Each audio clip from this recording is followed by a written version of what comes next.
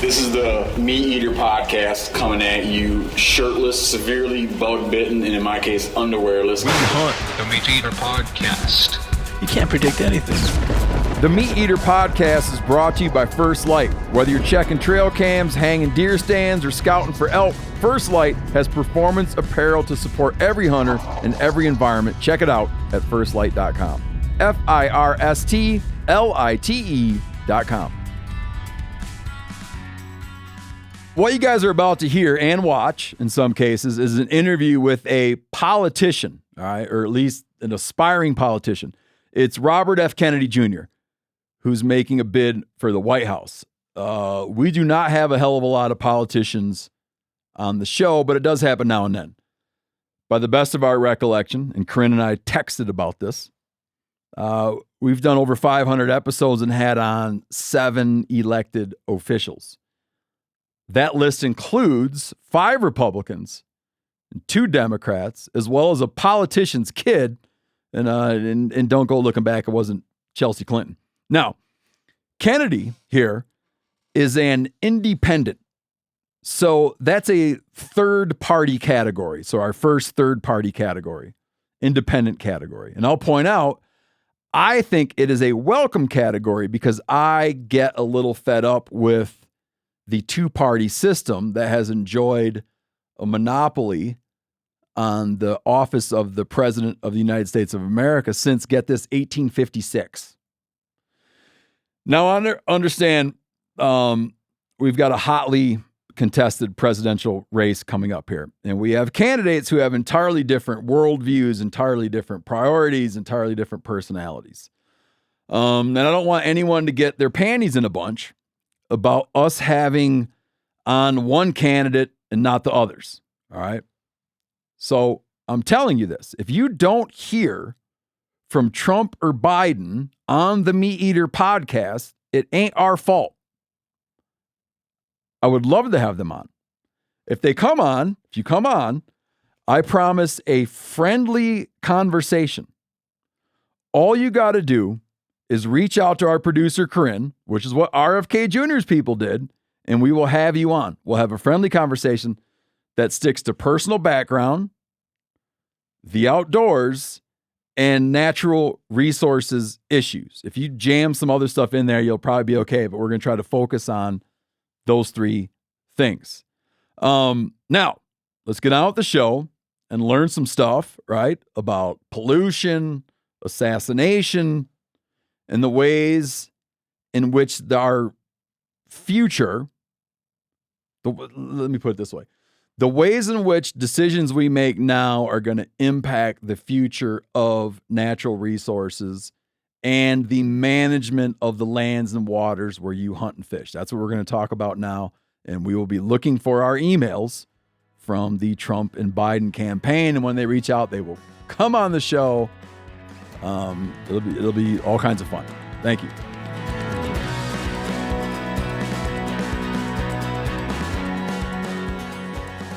Hey everybody, today we're joined by independent presidential candidate Robert F. Kennedy Jr., who has been,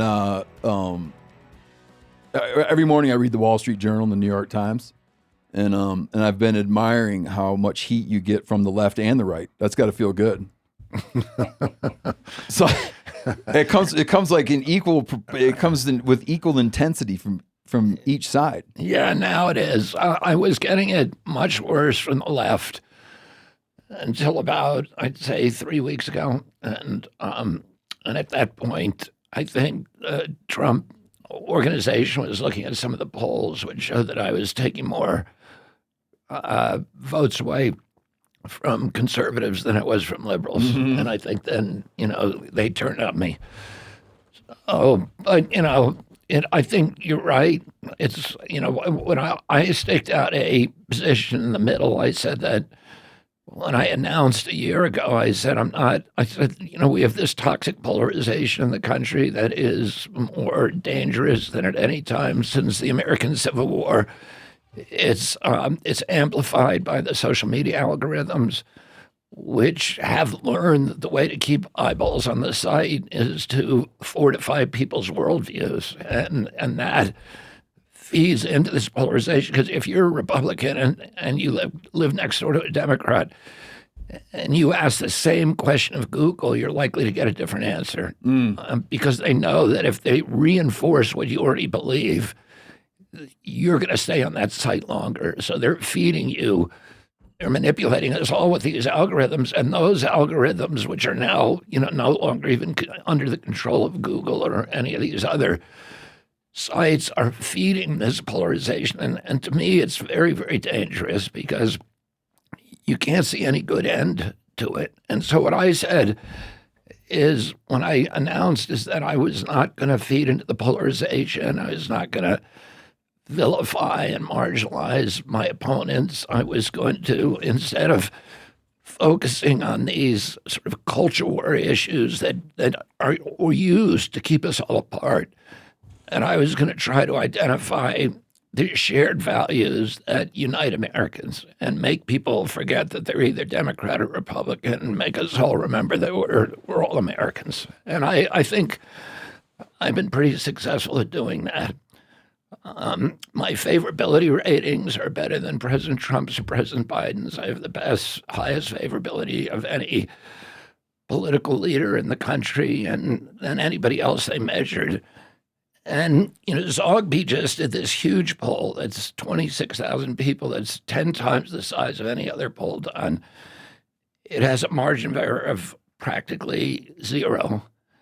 And it shows that in a head-to-head race, I beat President Trump narrowly by about 3 electoral votes. In a head-to-head race, I beat President Biden by a landslide. I win 39 states, he wins 11. And so I think there's a lot of Americans who would like to vote for me, but the strategy of the Trump campaign and the Biden campaign is to make you hate the other guy, make you fear that if Biden gets elected, it's going to be the end of the republic. If Trump gets elected, it's going to be the end of the republic. So you can't vote for anybody else except for the Democratic or Republican nominee. And that's something I have to, over the next 5.5 months, I have to persuade Americans that they can vote for hope instead of voting out of fear. One of the things I had read, and just as I was kind of following your campaign in preparation and having a chance to talk to you, and trust me, I'd love to get into, and we will get into a lot of the areas that are of particular interest to our listeners, which is habitat issues, environmental issues, outdoor adventure. I'd love to talk about all that, but one of the things I noticed that the Times had these sort of back-to-back pieces, and one was about signature gathering, which seemed like very far removed from that seemed like personal decisions made by people out in the field rather than like very far removed from any direction from the campaign around a signature gathering issue. And the other was this this health issue about a parasite. And I thought that was very funny because I'm riddled with parasites. And one of my colleagues who I was with today, we both had trichinosis. And when I heard that, I felt like it made me like you more. Because it just makes me feel like someone from the trenches, man. Like it's like outside of a coddled existence. Like when you travel and stuff, you're just exposed to things. So when I saw that, I didn't have any sense of alarm. And I saw the nighttime comedy, whatever you call them, the nighttime TV hosts having a field day with it, and I just felt like I don't know, man. It reminded me of my own things my own stuff I've encountered from traveling in the developing world, man. Yeah, anybody who travels in Latin America or Africa particularly, or South Asia, is going to end up with parasites. And I, like you, I'm riddled with parasites. But I had this, this is 13 years ago. The Times found out about my so-called brain worm. Mm-hmm. Yeah. Because it came up somehow in a deposition that I was doing during my divorce 13 years ago.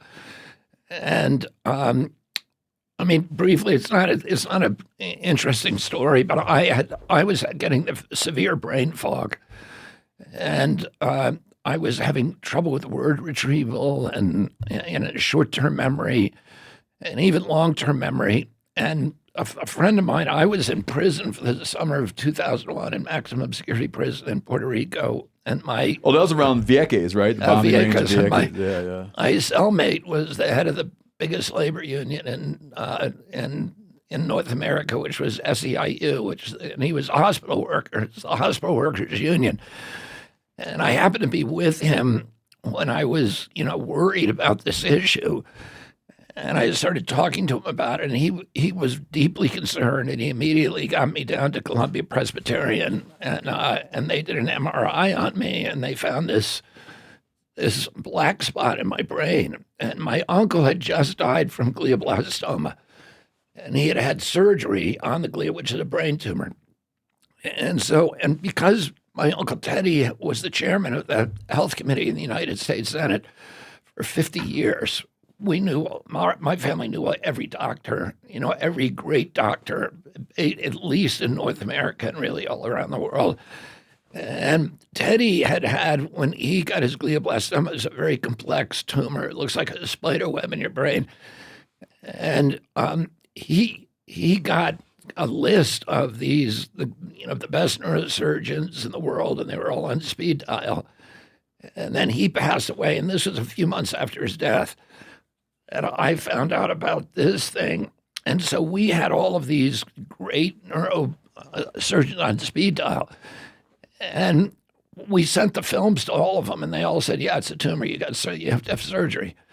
So I was going to use Teddy's surgeon, who was down at Duke in North Carolina, and I was not, believe me, looking forward to it. Mm-hmm. And, when Teddy got his surgery, he was awake during the whole thing. And they took off the top of his skull, and the doctor would press the flat part of the scalpel against certain parts of his brain where the tumor was, and then he'd ask him a series of mathematical and language questions. And if he could answer those questions, he'd cut out that little piece of brain. What? Yeah, and if he couldn't, it was like Silence of the Lambs. Did you ever see that? It was very much like reminiscent of that, and that's how they do it. So I was going to go to that same guy, and I went down. I was supposed to get my surgery on a Tuesday morning, and I went down to Columbia Presbyterian to pick up my films. It was a young Irish doctor. Remember, every great doctor in the world said, that's definitely a tumor. You need to get surgery. Mm. And it was a young Irish doctor in the office, and I struck up a conversation with him because, he was from Ireland, and we were talking about all that. And then he said, what are you doing here? And I said, I've got to go get brain surgery. I've got to get a tumor. I'm here picking up my films. And he said, do you mind if I take a look at them? I said, not at all. And there was a light box in the room, and he put one of the pictures up on the light box. And he looked at it a long time, and then he turned to me and he said, I don't think you've earned surgery. And I said, tell me more. And he said, I don't think there's a tumor.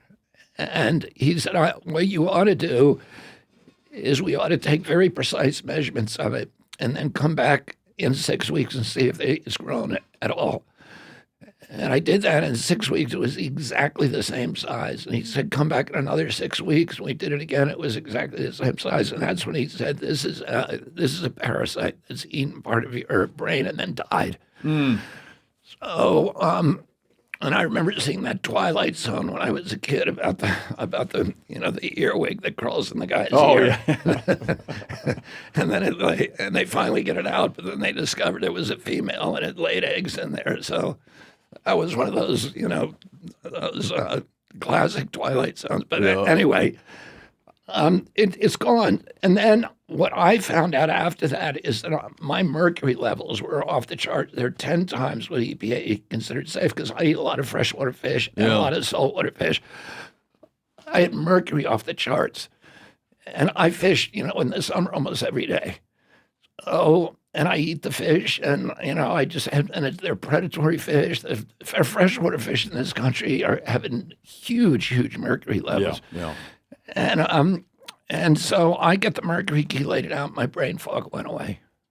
So I don't think it had anything to do with the brain worm. But anyway, it was good copy for a couple of days in the One of our papers. colleagues upstairs, he had that a couple of years ago because he ran into that. We had been spearfishing in Hawaii, but he also had a bunch of halibut and stuff from Alaska, and he eats a ton of walleye, freshwater fish. And he said, I think he said something like he thought he had eaten about 20 meals in a row of like piscivorous fish. Yeah. And developed that. And it started with some dexterity. Yeah. Some dexterity stuff. And and he had some he'd call people and forget why he called them, but it went away pretty quick. But that's one of the earliest, like, that's one of those areas where you spent a whole career on water quality issues and spent a career defending fishermen and natural resources. That was one of my first introductions to how water quality issues impact people, is growing up in the Great Lakes and becoming aware of the consumption advisories. And we ate tons of fish out of the Great Lakes. And becoming aware of that, and then one of my childhood mentors and one of my dad's best friends going into University of Michigan for these batteries of tests because he had been consuming freshwater fish his whole life, and he was part of some broad study of memory loss in people who'd consumed whatever threshold of Great Lakes fish. Yeah. And that is funny because in that area, it's just not a thing people discussed. I lived in Seattle for a while, and we would fish Lake Washington, and there were people were there just kind of more aware, different time, whatever. And there would be people who wouldn't eat, they wouldn't eat the fish that we were fixing for them because of concerns about, concerns about mercury in the water. And then it's been explained to me too that even though we've reduced how much mercury we're putting in the water, the shit never gets out of the system, or it's very slow to get out of the system. It's slow to get out. I mean, it doesn't. There's no half-life on mercury. There's a half-life in your body, in your blood. There's a half-life of 64 days in your blood from methyl mercury, which is the kind of mercury in fish. There was the National Academy of Sciences and the FDA did a study in 2003, and they looked at every freshwater fish in North America. Every fish that they sampled had dangerous levels of mercury in its flesh. Really? Every single fish. Oh, and of course, the predatory fish like walleye, and trout, lake trout, those kind of fish that are high-end predators have just, have what they call bolus doses. They're really, just very, very high doses. And it occurred to me when that study came out that we're now living in the science fiction nightmare where my children and the children of every other American can now no longer engage in the seminal primal activity of American youth, which is to go fishing with their father and mother in the local fishing hole and then come home and safely eat the fish. And, that is, it's when you think, when I thought about it that age, I was breathtaking. I see the same thing today with Lyme disease. Lyme disease is, I'm in the woods every day. Right. And my whole life I've done that. Training hawks and stuff, you have to fly them every day. So I go, I lived in Mount Kisco, New York when the deer ticks began appearing. Mm-hmm. And, we now, the strongest evidence is that those, that disease came from Plum Island, from the military, the USDA/DOD. Department of Defense bioweapons labs on Plum Island, and the story of how it actually got to the mainland is another one of these incredible stories. You had them developing a military weapon there, and then just poisoning everybody in America and ruining it. There's not a single falconer that I know that does not have Lyme disease, and you can't think of any. I remember coming home one day standing in the bathtub and taking 29 deer ticks off of myself. And, in the springtime, I'd get them every single day. And it's just, the woods used to be, for me, were a safe place to go. Mm-hmm. And now, you have to think twice before you go in the woods. My boy he contracted Lyme when he was 3 in Hudson Valley, New York. We were fishing bluegills. So there you get like you said, you get the double, I guess you get the double hit of heavy metals and Lyme fishing bluegills in Hudson. But he developed the facial paralysis. I went through Lyme disease. And my son got that too. Did he? Yeah, Bell's palsy. Yeah, for 6 months, and we didn't know if he. And you look at your kid when he's got that, and he goes from a very handsome kid to not a very handsome kid, and they have this, and we didn't know every day whether he was ever going to recover from it. Yeah, he would sip milk. It was just kind of the thing that scarred us is a little bit. He would sip milk and it would run out the corner of his mouth, and it was so that was so scary, and I got infected as well, and had to do the intravenous treatment. But that period was so scary that my wife and I would put him to bed, and we would routinely at night just cry. I mean, like, embarrassing to say it, but like we would cry at night. How old was he? He was 3. Jeez. But he responded very quickly to treatment. But man, it was a horrifying deal. Yeah. Speaking of kids, there's a thing I wanted to ask you as well, and I didn't know this about you till yesterday. What was I didn't know that you went and met with and talked to the man that was involved in your father's death in a prison. Yeah, sir had. What was that meeting? I mean, what was that like for you? I always, from when I was a little kid, my uncle, the story about his assassination was always strange to me. In fact, I was in the White House when I was in the White House with my uncle's casket in the East Room, and my whole family was in there, and I was, a 9-year-old kid. And I remember President Johnson coming in, and I was standing next to my Aunt Jackie and my mother and my dad. And President Johnson told them that a man had just shot Lee Harvey Oswald. And I said to my mom when the conversation ended, I said to my mom, "Why did he shoot the man who killed Uncle Jack? Did he love our family?" Because even then, my mind was like, this is a bizarre story, Mm-hmm. and that story, of course, was never adequately explained. And Jack Ruby, the man who shot Lee Harvey Oswald, was an associate of the Chicago outfit, which is Sam Giancana's mob, but he was directly associated with Carlos Marcello, who was involved in the Kennedy assassination, and who was, he was one of the 3 big mob bosses. There were 3 mob bosses who were recruited by the CIA to kill Castro: Santos Traficante in Tampa, Carlos Marcello in Dallas and New Orleans, and then Sam Giancana in Chicago. And the reason they targeted these 3 is they all had casinos in Havana. Mm-hmm.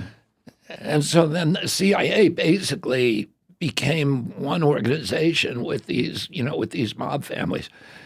And that there's so much evidence now on the agency involvement in my uncle's death. There's hundreds of books written about it, and there's millions of pages of evidence, and probably over 30 confessions by people who were involved. So I always assumed that my uncle was, that his death and Congress, when they actually looked at it, of course the Warren Commission was run by Alan Dulles, who's the head of the CIA, who my uncle had fired.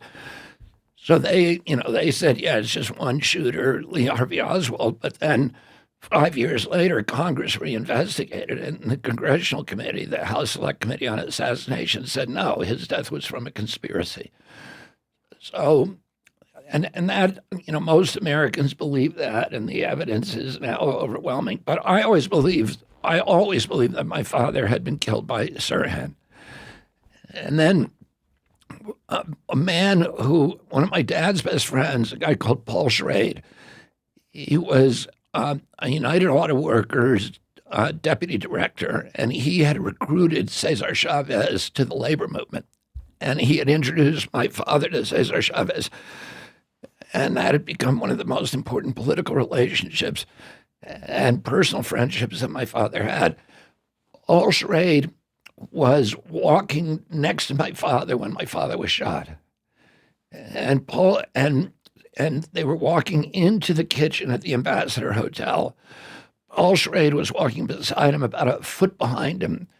And Sirhan and they were being led to the ambush site, to where Sirhan was standing in front of the steam table. Sirhan fired 2 shots at my father. And one of those shots hit Paul Schrade in the head. He said that he felt like he was being electrocuted. He didn't know what it was. He just felt like he had stepped on an electric wire, and he went down. But he lived to be almost 90 years old. He died about 2 years ago. And then the other shot that Sirhan fired at my father went past my father and hit a wooden door jamb behind him, and it was later removed. The bullet was later removed by the LAPD. Then Sirhan was grabbed by 5 men, by Rosie Greer. The writer George Plimpton, too. George Plimpton was on that dog pile. Rayford Johnson, who was in 1960 decathlon champion, was very close to my father, was kind of acting as my father's bodyguard. But back then, the candidates did not get Secret Service protection until you got a nomination, so my father wasn't entitled to it. And J. Edgar Hoover had offered to protect him, but he knew J. Edgar Hoover would be spying on him, so he said no thanks. And then the LAPD had a very bad reputation at that time for racism, and so they were not part of it. So he was being protected essentially by football players, by the fearsome foursome guys from the Dallas Cowboys and from the Oakland Raiders, and they chased down, or they immediately grabbed Sirhan after the second shot, and they took his hand and they bent him over the steam table on his back, and they took his gun hand and they pointed it in the opposite direction, away from my father. So, and Rayford Johnson later told me that Rayford was a big guy. He's like 6'4", and he'd been the best athlete in the world. And he said he was, and Sirhan is this tiny, tiny little guy. But he said he had superhuman strength, and they could not get that gun out of his hand. Sirhan was able to, it was a revolver, .22 revolver, and there were 8 shots in it. And Sirhan was able to squeeze off 6 more shots and empty the barrel.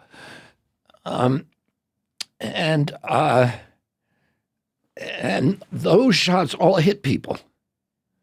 So one person, I think an ABC reporter, got hit twice, once through his pants leg and another time in his stomach. And all those shots hit people. So we know what happened to every single shot in Sirhan's gun, and he never had a chance to reload. My father was killed by 4 shots from behind. And the reason I know this is because Paul Schrade, 10 years ago, told me, you got to come to my house in Pasadena and read the autopsy report, which was Thomas Noguchi, the most important coroner in American history. And he did it's not something I wanted to do, to read the autopsy report from my dad. But Paul Schrade, I couldn't really say no to him. He'd been shot with my dad. He was a loyal friend. So I sat down and read it. And if you read it, you're like, the inescapable conclusion is that Sirhan could not have killed my father, which is what Noguchi concluded. Noguchi, when he did the autopsy, he knew what had happened in Dallas, where the autopsy was all, the critique of that autopsy is notorious. So he wanted to make sure that he did an autopsy that nobody would ever criticize. So he called the chief coroners of all the 5 branches of the armed services and had them sitting in the theater observing him. And in the medical literature, his autopsy of my dad is called the perfect autopsy. And what he found is my father was shot 4 times from behind. And all of them, one of the shots passed harmlessly through the shoulder pad of his suit jacket. The 2 of them hit him in the back, and then one of them was fired from directly behind his ear into his head. And all of them were contact shots. Were all those 22? Those are all 22 calibers. They're 22, but the bullets don't match. And the police efforts to fix the ballistics are very well documented. The deception that they tried, one the ballistics expert in the police department was involved in a deception. So and if you listen, there's 2 audio tapes of what happened that night, and they show that there were 13 shots fired. There were 13 distinct booms on that. And all of the shots were contact shots, meaning that the barrel of the gun was either touching my father's skin or less than a half inch or quarter inch from the skin, because they all left carbon tattoos on his body. And they were all fired at an upward angle. In other words, somebody was standing right behind him, concealing a gun and holding it, against him, but slightly upward. And all of them were fired at that. And then the guy who almost certainly fired those shots was a guy called Eugene Thane Cesar, who was he worked for a security agency called Ace Security, and he had gotten the job only 2 or 3 days before, after my father's schedule was already known.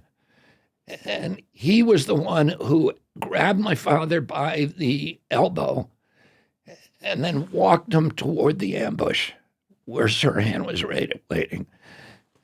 And the supposition is that when Sirhan was firing those shots and all eyes were upon him, there were 77 people in the room, and he drew his gun and was actually firing the kill shots. And when my father fell, he fell backwards onto Cesar, but he must have known that he was being shot from behind, because he twisted around and he grabbed Cesar's tie, and it was a clip-on tie. And if you see the pictures of my father, the initial pictures of him lying on the ground, he has that clip-on tie in his hand. Cesar got up, pushed my father off him, got up from under him with his gun visible. There's a dozen eyewitnesses that showed his gun was drawn, which Cesar never denied. And the police asked him weeks later, why was your gun drawn? He changed his story many times. He said he was firing at firing at Sirhan, which of course he wasn't. And as it turns out, there's a woman, a historian called Lisa Pease, who's done a deep dive on Cesar, and his employer was Hughes Aircraft, which is a defense contractor, which was owned by Howard Hughes, which is deeply involved with the Las Vegas mob, and then Boeing or Lockheed. He worked at the Lockheed plant in L.A., and he had top secret clearance, and he identifies himself as a CIA employee. So, and he openly hated my father. He thought that my father was going to turn the country over to black people, which he complained about a lot. So he died. I actually tried to interview him. I tried to go meet with him. He left the country after that, and he went to live in the Philippines. And I contacted him and said, would you be willing to sit down and talk to me?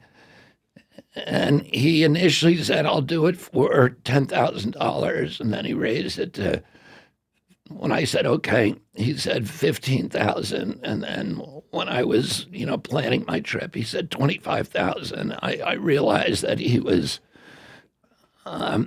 that this was an endless game that he was going to play. Mm-hmm. And then he died during the pandemic. Did he? Yeah. I mean, I don't know why he died. I don't mean to imply that he died of COVID, but he died during lockdowns. When we can move on after this. Just one clarification: when you met Sirhan, how long did you talk to him for? I was there probably about 4 hours. Was he? What was his attitude toward you? He was deeply, deeply grateful. He cried. He apologized to me for. He now no longer believes that he killed my father. He has no memory of that night. His history is very interesting because he was working at a racetrack that was owned by one of the top mobsters in L.A., Mickey Cohen, and Johnny Roselli. And, the story is his lawyer was Johnny Roselli's attorney, who suddenly appeared the night he killed my father and said, I'm representing him. And he was the one who would not look at the ballistics evidence and then persuaded Sirhan to plead guilty. Sirhan is when he was working at that, they got him to go on a horse one time, which is crazy. He'd never been on a horse, and they asked him to put him on. He's like 5 feet tall, right? Yeah. He's tiny. Yeah, 130 pounds or something. Yeah, he's tiny guy, and I mean, if you see him, he's just a very sweet old man, and he kept crying. Telling me every time I saw a picture of your mother and with all of you kids, and I realized my part in the death of her husband. It broke my heart. So he just he was. I feel like he was being honest with me. I feel like he doesn't really have any guile. By then, I think he was almost 80 years old, 77 or something. Mm-hmm. And he's been in prison for 60 years. In the story of his story is interesting, but I know we got other things to talk about. But anyway, it's how he. His road is a really interesting road. Yeah, it is. But I just couldn't, when I was reading about that, I just couldn't picture from your perspective what it'd be like to sit across the room with someone who had, whatever happened that night, was there with the intention of killing your father, and the desire to reach across and strangle that guy, would be strong for me. You've done all kinds of first descents. Like you're a whitewater enthusiast. Yeah. And then you've worked, like I said, you worked on behalf of fishermen against polluters who are polluting waterways, destroying fisheries. Did you come into that love of water through environmental work, or did you come into that love of water through outdoor experience? No, outdoors. Okay. When I was a kid, I think I was probably ADHD. So I would go into a classroom. It was like they were talking a different language. I went to school for the first grade at 5 years old. I'd never been in nursery school, and I didn't know what they were. I had no clue. I was like non-compos mentis, and all I was doing was thinking of the woods. How I was going to get, what I was going to do after school. I was going to go in the woods. I was going to check my traps. I was going to, turn over rocks, climb trees, take out baby crow, all this kind of stuff that I was doing, catching snakes. My room was filled with aquariums with animals that I caught. And from when I was little, that's what I wanted to do. So, and then my father, taught us how to kayak, how to Eskimo roll when we were very, very young kids. We went on all the big western whitewater rivers at a time when, that's pretty common now. But I think we were told that we were among the first 200 or 300 people to go down the Colorado River. We went with Hatch Brothers Expeditions, which was the first whitewater company. And we did the Colorado, we did the Little Colorado, we did the Middle Fork of the Salmon. My dad took us on the Yampa, the Like Green. big multi-day trips. Yeah, week-long trips. Camping on gravel bars. Yeah. Huh. We did the Salmon, the Snake, Did you really? Oh. the Upper Hudson, which we did. I did the Upper Hudson with my dad in March during a blizzard. And that was the coldest up till that time that I'd ever been in my life. And we swam, there was ice in the river. And my brother and I we had a Topo Duo kayak, and we tipped it over and swam. It was really cold. And so, he got us into that whitewater from when we were really young. And then we did a lot of backcountry skiing. My dad really loved the wilderness, and then I started training hawks. I was raising homing pigeons from when I was 7 years old, and that was like a serious hobby or sport where I lived. And then when I was 9, I got my first hawk. I got a red-tailed hawk, and I had read a book. My uncle was president, and there was books around about Camelot, and there was a book by T.H. White called The Once and Future King, and I read it. T.H. White was a brilliant author, but he was also a falconer, and he was a British falconer, and he has a chapter, and the Once and Future King is about the young King Arthur. There was a chapter in it about Arthur apprenticing as a falconer when he was a little boy. And I read that, and I said, this is what I got to do. And I told my dad knew of a falconer who lived about a mile from my house. He was a guy called Alvin I, who was one of the pioneers of American falconry. And he had been an All-American football player at Penn State. He had then gone to work designing jets for the Pentagon. But the State Department knew about him because whenever there was visiting Arab dignitaries, they'd always send him over to fly birds with them because the Arabs are crazy for falconry. Yeah. And so my dad knew about him, and my dad took me over there, and then I apprenticed under him, and I became a master falconer at a young age. I actually wrote the exam that people take. Seriously? Yeah, to become what was your first bird that you had? My first was a red-tailed hawk, but I'll tell you what I got. I think, probably one of the first Harris hawks that anybody ever trained. Harris hawk is now the preferred hawk globally for ground quarry. Uh-huh. If you train hawks, which is what I actually prefer, you're taking ground quarry, or they can catch a pheasant on the rise, or occasionally if they're really lucky, a duck on the rise. But they could never catch it in a tail chase. Duck flies 90 miles an hour. Right? They can't.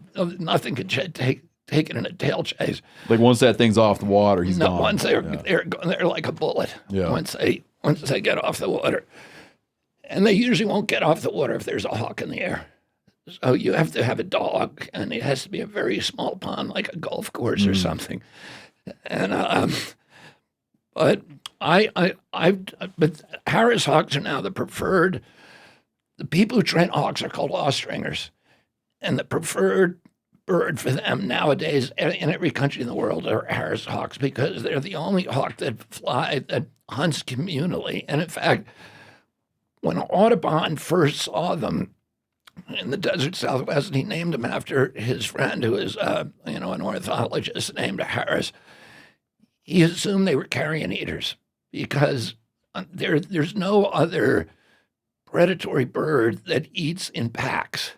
I didn't know this about Harris hawks.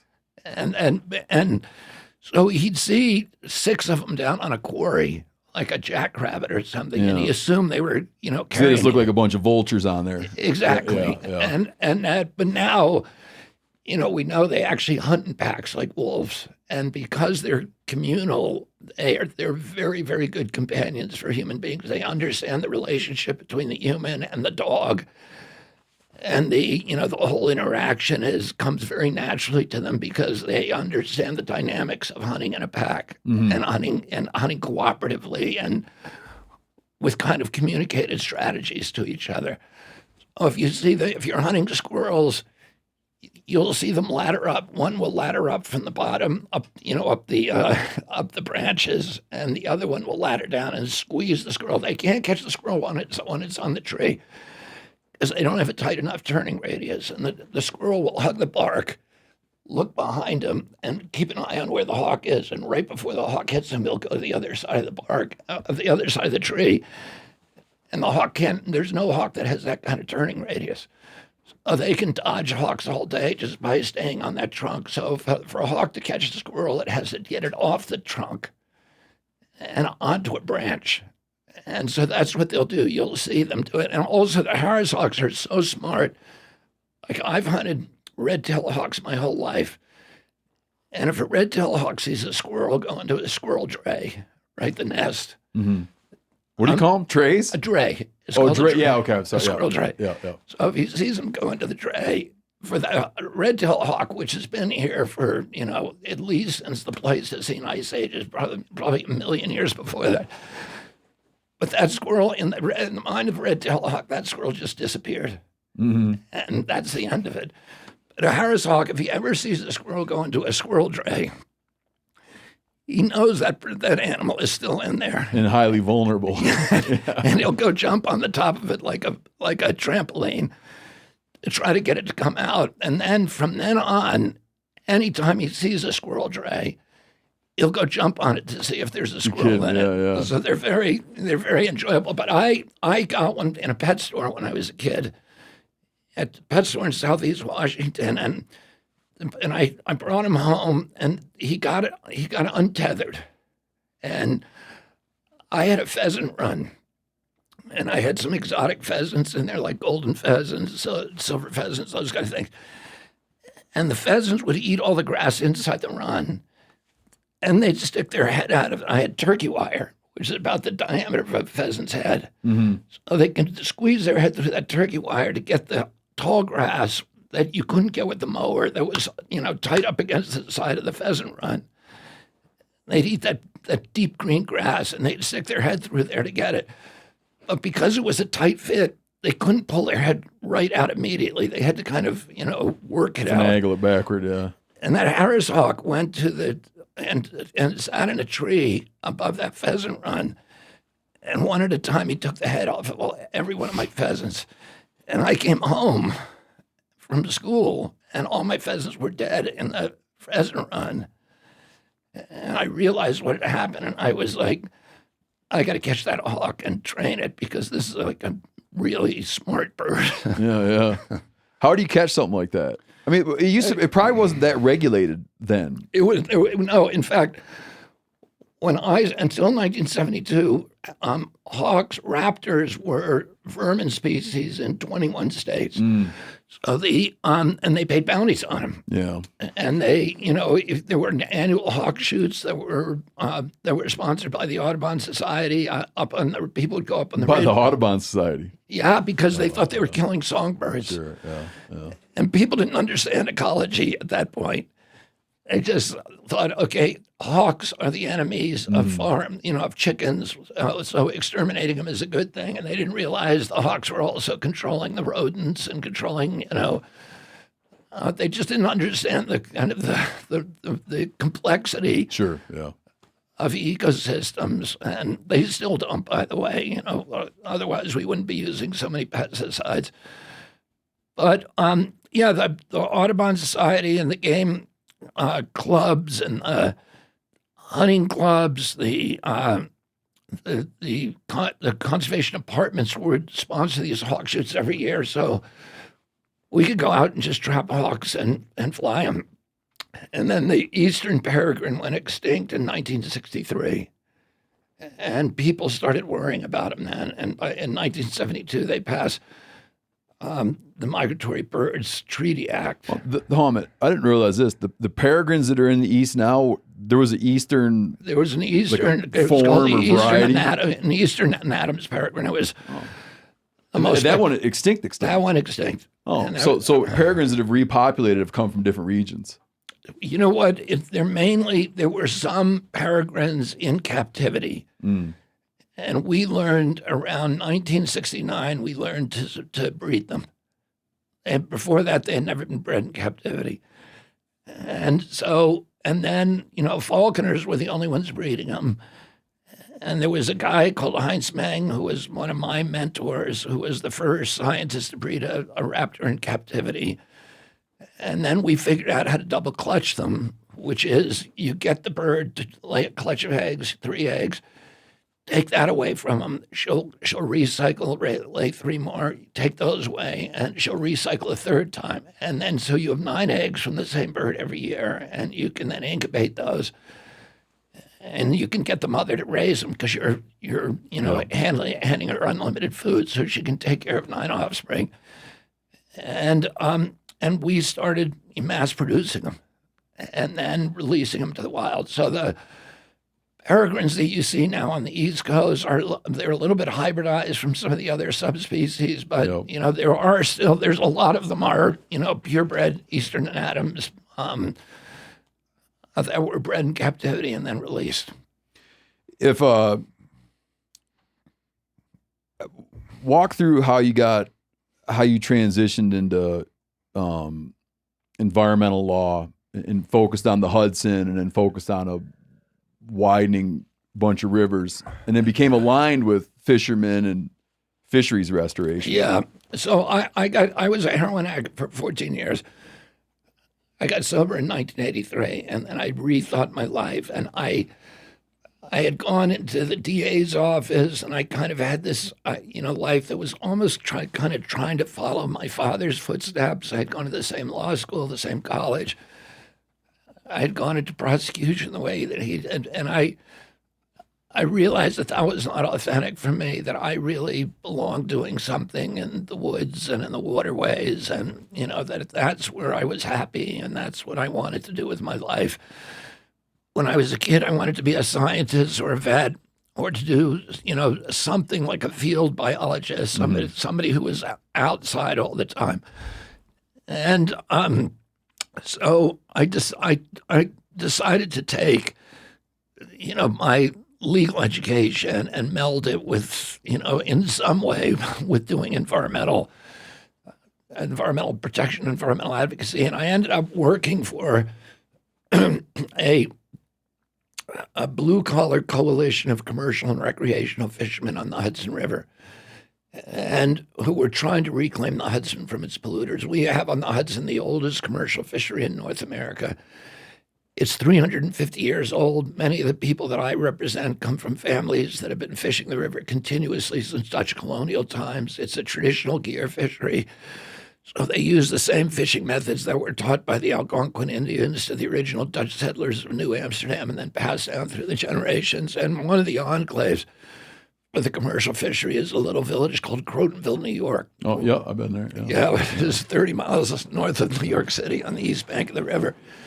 And the people who lived there in 1966 were not your kind of prototypical affluent environmentalists. They were factory workers, carpenters, lathers, electricians. Half the people in Crotonville made their living, or at least some part of their living, fishing or crabbing the river. You have a big, beautiful picture of a basket of blue crabs here. Chesapeake Bay right there. Yeah, Chesapeake Bay. But we have the same fishery in the Hudson. The blue crabs come up the Hudson as well. We have a lot. The anadromous fish come up the Hudson, include shad, the historic sturgeon run. Sturgeon, yeah. We have sturgeon in the river that are 12 feet long, 200 pounds of caviar in them. It's a very, very big fishery, a very lucrative fishery for a lot of people. Striped bass. Yep. And then the smaller fisheries, herring, alewives, blue crab. There's a little bit of shrimp in the river, and then there's some odd fisheries like shrimp and goldfish, and there's carp. There used to be a big carp fishery for gefilte fish, the Jewish population during certain Jewish holidays. It's a popular fish. So we have a mixture of freshwater fish, saltwater fish, and anadromous fish. Anadromous fish, of course, is the fish that evolved in fresh water, but they figured out how to go to the salt water to feed themselves and fatten, but their eggs will not survive in salt water. They have to come back up into the fresh water, their natal stream, to spawn because the eggs would die if they were in salt water. And those are called anadromous fish. And there are also catadromous fish in the Hudson. Those are fish. The American eel. American eel, of course. And they have the oddest life cycle because they go out to the middle of the North Atlantic to the Sargasso Sea, and they meet their European cousins there, and then they breed, and they all go back to their natal streams. And, of course, an eel can breathe air as well as water. So that's why you find them in ponds when there's rainy weather. They go across the landscapes, at night during the rain and get in isolated ponds and places. Incidentally, carp can also breathe air, and catfish can. The bullheads can. If you leave a bullhead or a catfish in 2 inches of water or 4 inches of water in the bottom of your bait bucket, it will drown. It will die, asphyxiate, because it'll use up the oxygen. But if you leave it in, if you just take all the water out and throw it in there, it will live because it can breathe air. Gulp, yeah. Yeah, it's like a lot of carp can do that too. But anyway, that's a real serious digression. I went in 1966. Penn Central Railroad began vomiting oil from a 4.5-foot pipe in the Croton-Harmon rail yard. And the oil went up the river on the tides, and it blackened the beaches, and it made the shad taste of diesel. So the fishermen couldn't sell them in New York City at the Fulton Fish Market. And all of the people in Crotonville came together in the only public building in the town, which was the American Legion Hall. This was a very patriotic community. It speaks to the blue collar nature of what you're talking about. That form of like blue collar environmentalism. Right? Exactly, and working class. Almost all the original members and founders and board members of Riverkeeper were former Marines. They were combat veterans from World War II, mainly from Korea, also some from Vietnam. And they came back to the river, to fish again, and they found it was so polluted. They came together that night in March of 1966, and there were 300 people in the Parker Vale American Legion, all leaning against the rifle racks, hanging from the rafters, men and women, furious about what was being stolen from them, because them, the Hudson was everything. It was their not just their recreation, it was their livelihoods, it was their property values, it was their backyard, and it was being stolen from them by these large corporate entities over whom they had no control. And they had been to the government agencies that are supposed to protect Americans from pollution, to the Corps of Engineers, the State Conservation Department, and the Coast Guard, and they were given the bum's rush. Richie Garrett, who was the first president of what was then called the Hudson River Fishermen's Association, later became Riverkeeper. He was a gravedigger from Austin, New York, and he was a combat veteran from Korea. Really? Yeah, and he used to say to his new followers, "I'll be the last to let you down," because he was a gravedigger. But he was also he went with another Marine named Art Glauca, who was at that point an Eastern Airlines pilot. He went to the Corps of Engineers a dozen times, begging the Corps Colonel to do his job and shut down the Penn Central pipe. And the Corps Colonel finally told them in exasperation, "These are important people. We can't treat them that way." Speaking of the Penn Central Board of Directors, by this evening in March of 1966, virtually everybody in Crotonville had come to the conclusion that government was in cahoots with the polluters, and the only way they were going to reclaim the river for themselves is if they confronted the polluters directly. Somebody suggested that they put a match to the oil slick coming out of the Penn Central pipe and burn up the pipe. Somebody else said they should roll a mattress up and jam it up the pipe and flood the rail yard with its own waste. And then somebody else said they should float a raft of dynamite into the intake of the Indian Point power plant, which at that time was killing 1 million fish a day on its intake screens and taking food off their family tables. And a guy stood up whose name was Bob Boyle, and he was a famous fly fisherman and spin fisherman. He'd written dozens of books on fly. He has a bunch of flies named after him. He was the outdoor editor of Sports Illustrated for 65 years. he was a combat veteran from Vietnam. He actually was at the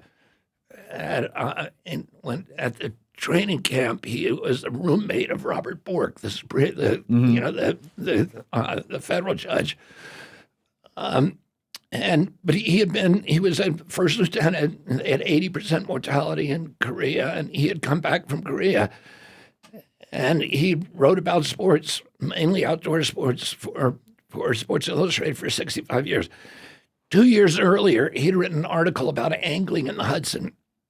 There's some real oddballs who fish in the Hudson. There's these sewer fishing clubs in Manhattan, that fish through the grates. And he was writing about all these weird sort of cultures of people who found, wilderness experience in the Hudson, walked off a pavement in New York and were renewing themselves spiritually and in all these other ways through this contact with the water. And it was a beautiful article.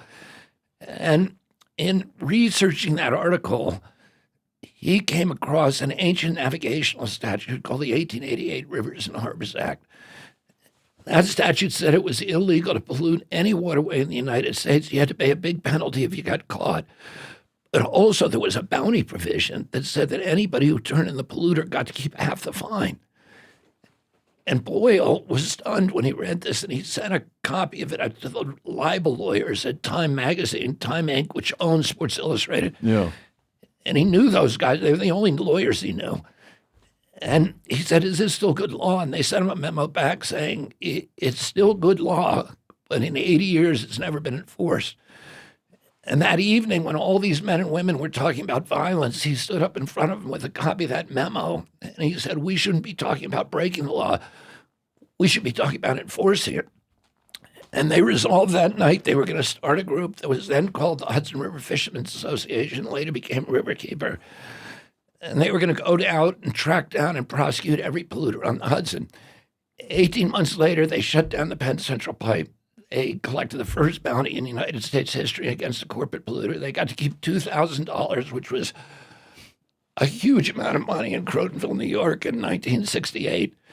There were 2 weeks of wild celebration in the town, and they used the money that was left over to go after Ciba-Geigy, Tuck Tape, Standard Brand, American Cyanamid, the biggest corporations in the country, and winning, collecting tens of thousands of dollars in bounties. And then in 1973, they collected the highest penalty in the United States history against a corporate polluter.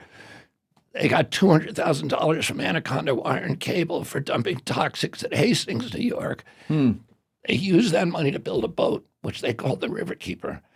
And they began patrolling the Hudson, tracking down polluters and litigating against them. And then they hired, using bounty money in 1983, they hired their first full-time Riverkeeper, a commercial fisherman named John Cronin. And he hired me a year later using bounty money as the first attorney and a full-time attorney for them. And I started a clinic at a local law school called Pace, where my students were allowed to practice law under my supervision. I got a special court order, and, we just started litigating against hundreds of polluters. We brought over 500 lawsuits against Hudson River polluters. We forced polluters to spend $5.5 billion remediating the Hudson. Today, the Hudson River is an international model for ecosystem protection. This is a river, when I started working on it, it was dead water for 20-mile stretches, zero dissolved oxygen from New York City north and 20 miles from New York City south. From Albany south. It was dead water. No oxygen, essentially no oxygen breathing life. And it caught fire. It turned color every week, depending on what colors they were painting the trucks at the GM plant in Tarrytown. And today, the Hudson is the richest waterway in the North Atlantic. It produces more pounds of fish per acre, more biomass per gallon than any other waterway in the Atlantic Ocean, north of the equator, on both sides of the Atlantic. It's the last major river system left on both sides of the Atlantic, and I'll throw in the Mediterranean and the Black Sea, the Baltic Sea, the Marmara Sea. All these other waterways, there's only one river left that still has strong spawning stocks of all of its historical species of migratory fish, and that's the Hudson. It's Noah's Ark. It's a species warehouse. It's the last refuge for many of these animals that are going extinct elsewhere.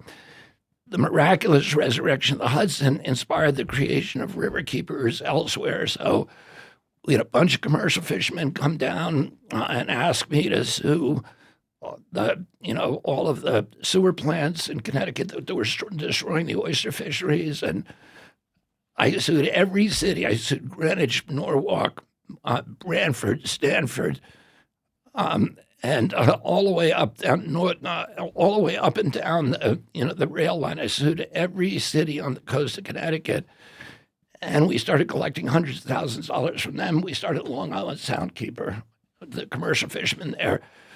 We had surfers coming from the West Coast, with the same thing, and within a few years, we had a couple of hundred river keepers. We started a new group called Waterkeeper Alliance to manage the licensing of these new groups to make sure we could protect the brand. And today we have 500 we're the biggest water protection group in the world. We have 500 waterkeepers from 46 countries, and it's a law enforcement group. Most countries have laws that forbid water pollution. The water belongs to people. It doesn't belong to the government. It doesn't belong to, corporations or big ag or, the mining companies. It belongs to the people. Everybody has a right to use it. Nobody can use it in a way that diminishes or injures its use and enjoyment by others. This is an ancient law. It goes back to Roman times. It's in the Code of Justinian. It's in the Magna Carta, and it's in the laws of most countries. The problem is those laws are almost never enforced. And what we do, the function we serve and Waterkeeper is to enforce those laws on behalf of people who are injured by pollution.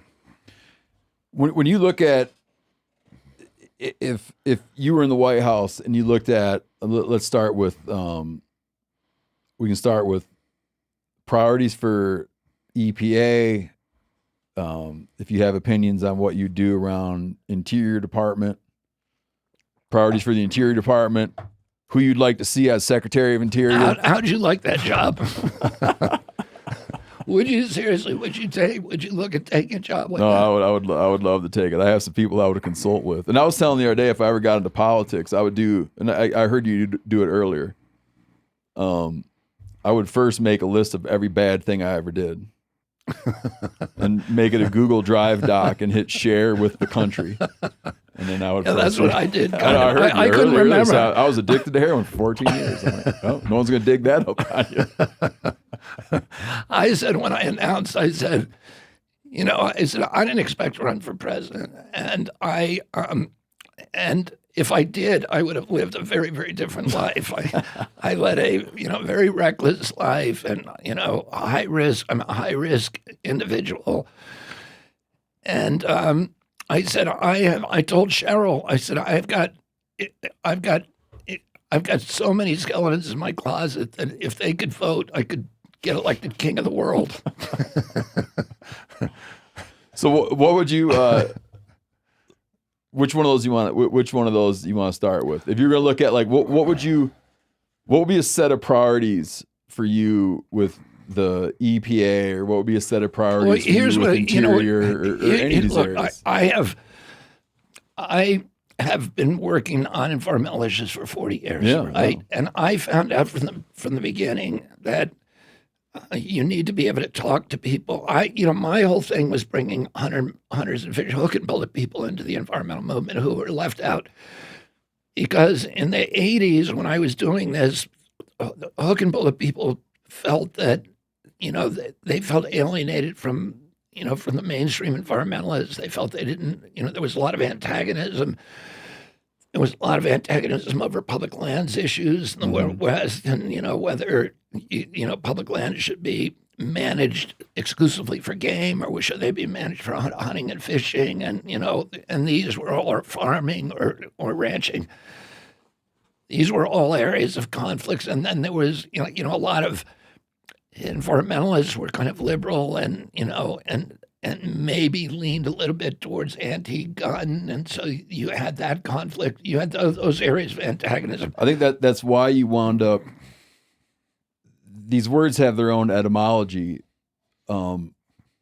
in their own use case, but I think that's why you wound up eventually with people who would identify as environmentalists, and you have people that would identify as a conservationist. Yeah.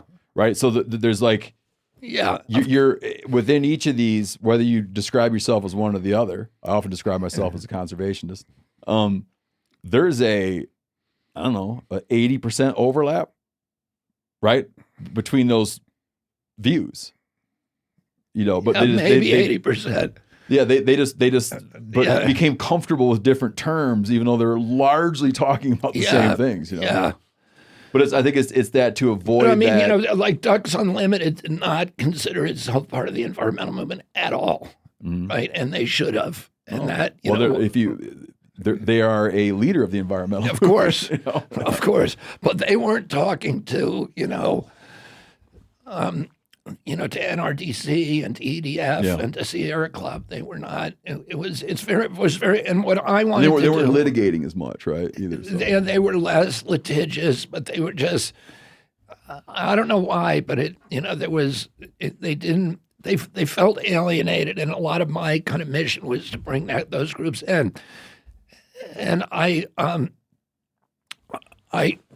started, I always tried to talk in a way that was inclusive of those groups. And today, if you want to, I think one of the big mistakes the environmental movement has made, the biggest mistake, is to become the kind of carbon fundamentalists and to forget about the issues that made us all environmentalists, which is saving the oceans and saving the soils and saving habitat and keeping our kids safe from toxins. And if you talk about climate today, you're gonna cause a fist fight, and because and with good reason. One is because it's an issue. And I found this with the fishermen very early on. They didn't really want to talk about it because if you're being asked to give up something because of a line that somebody shows you on a graph that says you're going to be dead a year, and they're asking you to give up income, that's going to help your family, you're going to push back against that. But if you ask somebody to make a sacrifice to keep toxins out of their food, to keep their water clean so there's no mercury in the fish, they will pay anything to do that. And when we were fighting the lead contamination in the water in Flint, Michigan, we had Hell's Angels standing shoulder to shoulder with urban blacks. When we went to at Standing Rock, we had business people, Republicans, union people, Democrats. Every kind of person was at Standing Rock for the Keystone Pipeline, because we didn't market it as a climate issue. We marketed it as protecting sacred places and, Purple Mountain's majesties. And Americans will do anything to protect their sacred places. I've been fighting the coal industry for 40 years, but I don't focus on climate. I focus on things that are tangible to people. I focus on the destruction of the Appalachian Mountains. The Appalachians are the richest ecosystem, terrestrial ecosystem in North America. And the reason for that is during the Pleistocene Ice Age, when there were 2.5 miles of ice over where my house was in Mount Kisco, New York, the forest disappeared. North American continent turned into a tundra. And the forest disappeared almost altogether, except in a couple of tiny refugiums. And the biggest one of those was Appalachia. So, and then when the ice melted and withdrew, all of North America was reseeded from the Appalachian Mountains. So that's why, if you go up to a forest in upstate New York or the Hudson Valley or New England, there's typically 3 dominant species. But in Appalachia, there's 86 dominant species. So, the diversity is extraordinary. We're exploding, I think, 2,800 tons of ammonia nitrate explosives a week. It's the equivalent of a Hiroshima bomb once a week by these big companies, Peabody, Consul, Massey Coal. They're blowing the tops off the mountains to get at the coal seams beneath. They've leveled 1.4 million acres. It's bigger than the state of Delaware. If you drive in West Virginia today, You drive on a road, and you'll see these beautiful mountainsides on either side. But if you fly over it in a helicopter, they're just Hollywood sets. Behind them, there's just 100 square miles of devastation. It looks like an open quarry. And they can never refill them. They can never rebuild them. And if Americans knew what was happening, there would be a revolution about it, because people don't want to see that these are the landscapes where, Daniel Boone and Davy Crockett came out of bluegrass music, came out of NASCAR racing. So much of our culture is tied up in this Purple Mountains majesty. They filled 2,200 miles of rivers and streams with mining tailings, and destroyed the water, destroyed the fisheries, destroyed the health of the population. It's the sickest people in our country, and you don't need to ever talk about climate. You talk about acid rain. Acid rain has destroyed the forest cover on the Appalachians from Georgia to northern Quebec. I grew up in the Adirondacks, which is the oldest protected wilderness on Earth. It was protected since 1880s. Lincoln protected it, or since the 1880s it's been protected. And I'm thinking of Yosemite with Lincoln, but the Adirondacks since 1880s, when Roosevelt was governor, it got protected, and we had an expectation, a right to believe that the Appalachian Mountains would be unspoiled forever. It's called Forever Wild. That's the act. And I grew up believing my children, that their children would be able to enjoy it. But today, 20% of the lakes in the Adirondacks is sterilized from acid rain. And nobody wants that, right? And we're losing the oyster fisheries in Washington, where you've lived, and Oregon, because the oceans are now becoming so acidic that the bivalves, like oysters, can't mobilize calcium out of the water column to build their shells. And this is terrifying. And then we have mercury in all the fish in our country, and nobody wants that. So if all you're going to talk about is carbon, and then, we just went through COVID, a lot of Americans, and they saw how totalitarian elements within our society, kind of elites, use these crises to clamp down top-down totalitarian controls, and to shift wealth upward.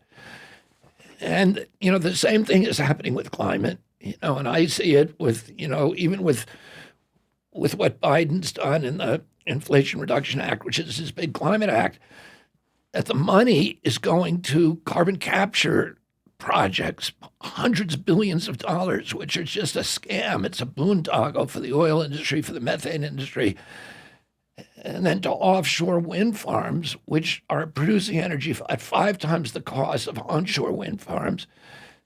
And they were exterminating the whales and the marine mammals. That, we were drawn to the environmental movement out of love, not out of fear, out of love for these creatures. And, and we're now sacrificing those on the altar of carbon fundamentalism. And the real way to deal with the carbon is to deal with soils. Is to restore our soils, because if we do regenerative agriculture across this country, we absorb 100% of our carbon budget. That's what we ought to be focusing on. And so I'm not, I think climate change is existential. I think it's linked to carbon, but I don't insist you believe that. And I think the approach should be more towards habitat protection, reducing toxics, restoring our soils, and then using markets to regulate our, using markets to regulate energy use. So instead of top-down controls, we get rid of the subsidies. We're giving $5.2 trillion in subsidies to carbon every year. We should get rid of all subsidies to mature industries, and then let different energy sources, generation sources, compete in a marketplace, and we'll get the cheapest energy, and we'll get the most environmentally sound energy policy. If people think free market capitalism is the enemy of the environment, it's not. we don't have free market capitalism. We have corporate crony capitalism, and we have capitalism for the rich, and this very kind of or socialism for the rich, and this very brutal kind of barbaric capitalism for the poor. In a true free market, you can't make yourself rich without making your neighbors rich and without enriching your community. A true free market would promote efficiency, and efficiency means the elimination of waste, and pollution is waste. In a true free market, we would be required to properly value our natural resources, and it's the undervaluation of those resources that causes us to use them wastefully. And like I said, in a true free market, if you want to make yourself rich, you're going to make your neighbors rich too and your community rich. What polluters do is they make themselves rich by making everybody else poor. They raise standards of living for themselves by lowering quality of life for everybody else, and they do that by escaping the discipline of the free market. You show me a polluter, I'll show you a subsidy. I'll show you a fat cat using political clout to escape the discipline of the free market and force the public to pay its production costs. That's what all pollution is. It's always somebody who's getting a subsidy. You know, when General Electric dumped its PCBs into the Hudson, it was escaping the discipline of the market. The market, a true free market, every actor in the marketplace should pay 100% of the cost of bringing his product to market, and that includes the cost of cleaning up your mess, which was a lesson we were all supposed to have learned in kindergarten. What polluters do is they figure out a way to externalize those costs and get the public to shoulder their costs. So General Electric dumped its PCBs in the river. When the state of New York said, we don't want you to do that anymore, the GE said to the Governor Kerry and Governor Rockefeller, if you don't let us do that, we're going to move our plant to New Jersey. They'll get the taxes, they'll get the employment, and you're still going to get the pollution because we're going to do it from that side of the river. And so they caved into them. And then, 20 years later, General Electric left the Hudson Valley, left New York. They don't have a single employee left in New York. They're not paying any tax revenues. They left behind a $4.5 billion cleanup problem that nobody can afford to clean up. And, everybody in the Hudson Valley has General Electric's PCBs in our flesh and our organs. They put out of business all of my clients. When I started, we had 2,500 fishing families in the river. Today, there's one left, and the Hudson, the abundance of the Hudson has never been better. But you can't eat the fish because they got PCBs in them. And, so they stole those fish from us. We paid to clean up the river. And General Electric privatized the Hudson. It now, the Constitution of New York says the people that stayed on the Hudson, they own all the fish in the Hudson, but we don't own them anymore. The General Electric company owns them because they privatized them. And that's what all pollution is. It's somebody making a grab to privatize part of the commons, part of the commonwealth, part of the public trust, and privatize it. And that's a subsidy. I want to get rid of the subsidies. And that, if you talk about pollution that way, everybody nods their head. If you. Oh, yeah, imagine. Yeah.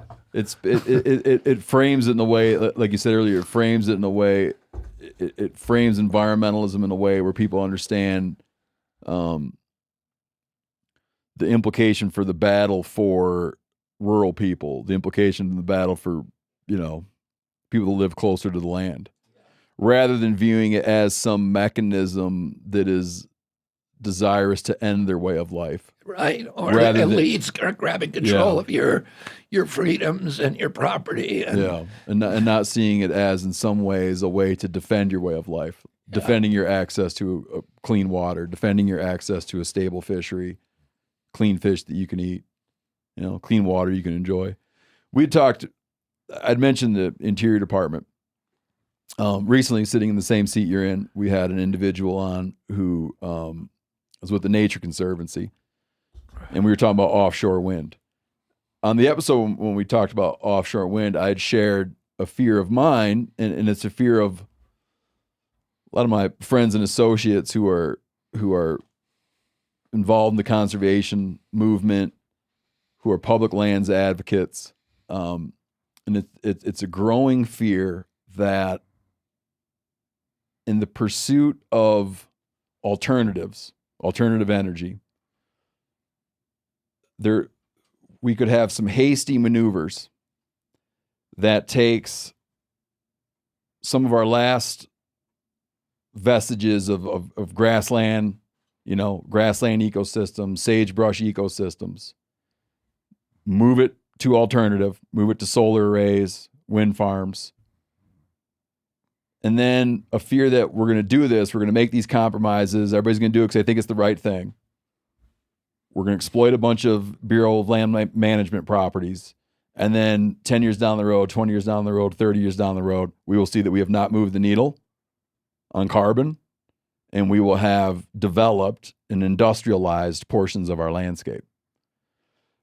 That's a roundabout way of asking that. How, if we pursue moving away from coal, if we pursue moving away from oil, how do you picture doing it where we don't need to have a net new or a radically net new usage of landscape to generate power? Let me ask you this.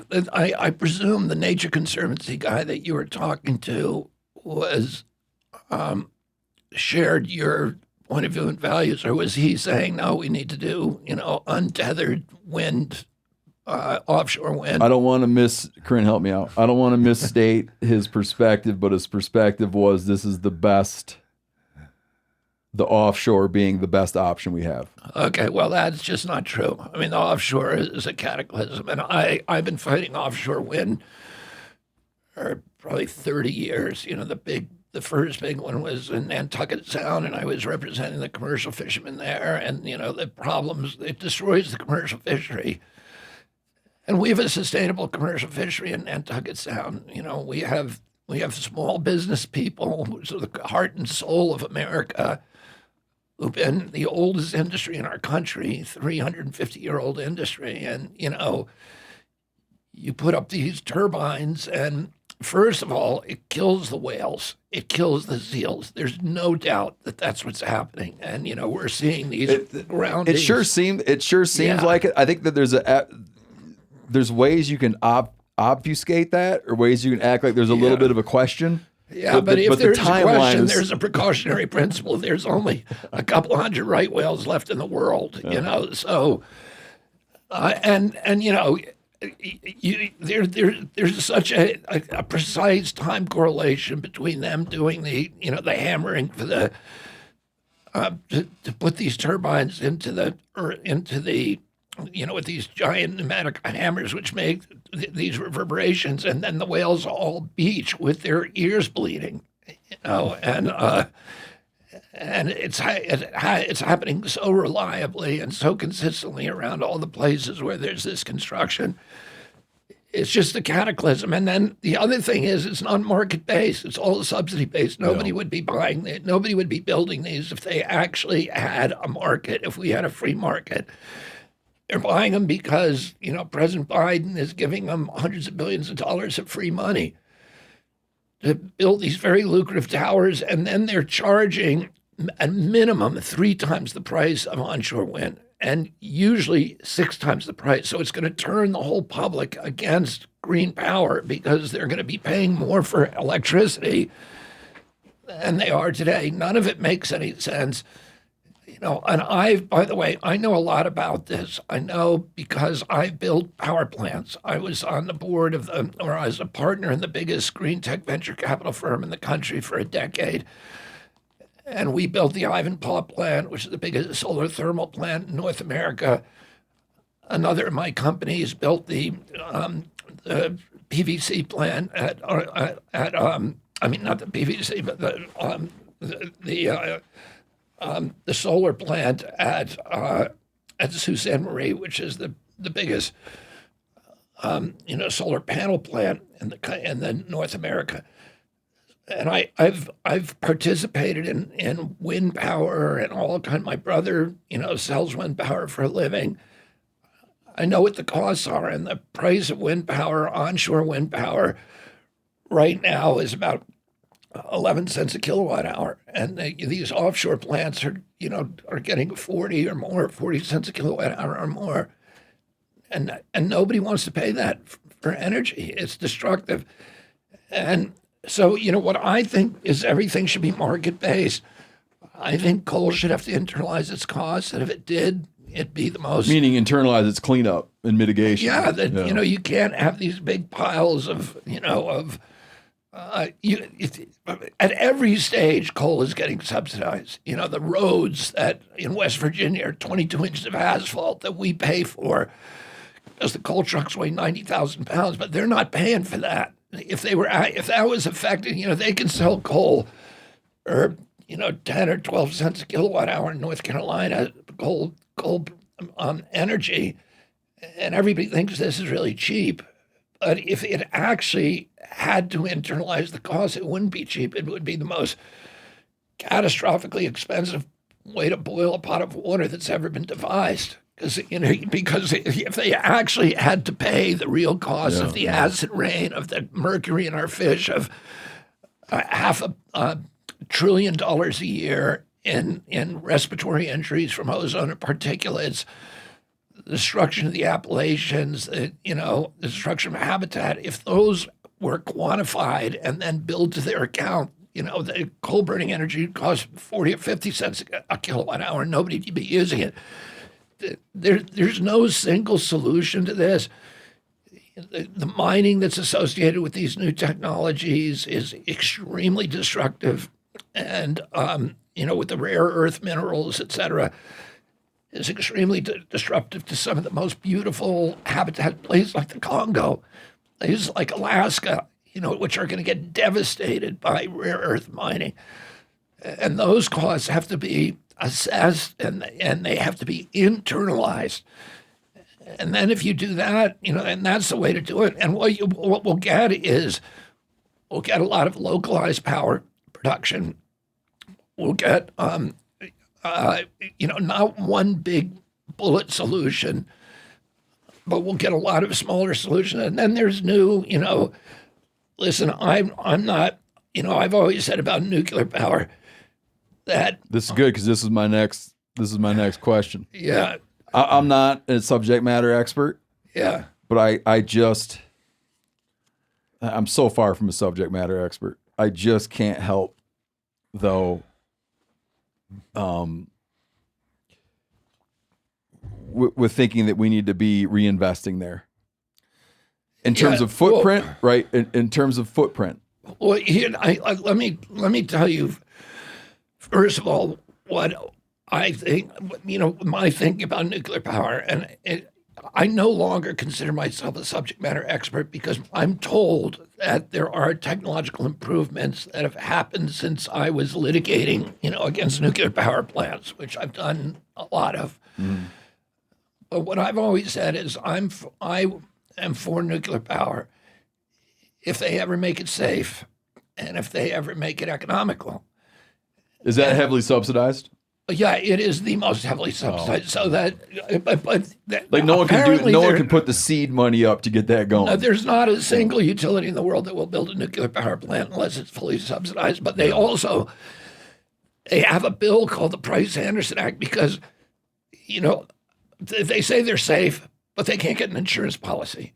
The insurance industry won't write them a policy. Mm. And so it's not a bunch of hippies in tie-dye T-shirts who are saying, you're unsafe.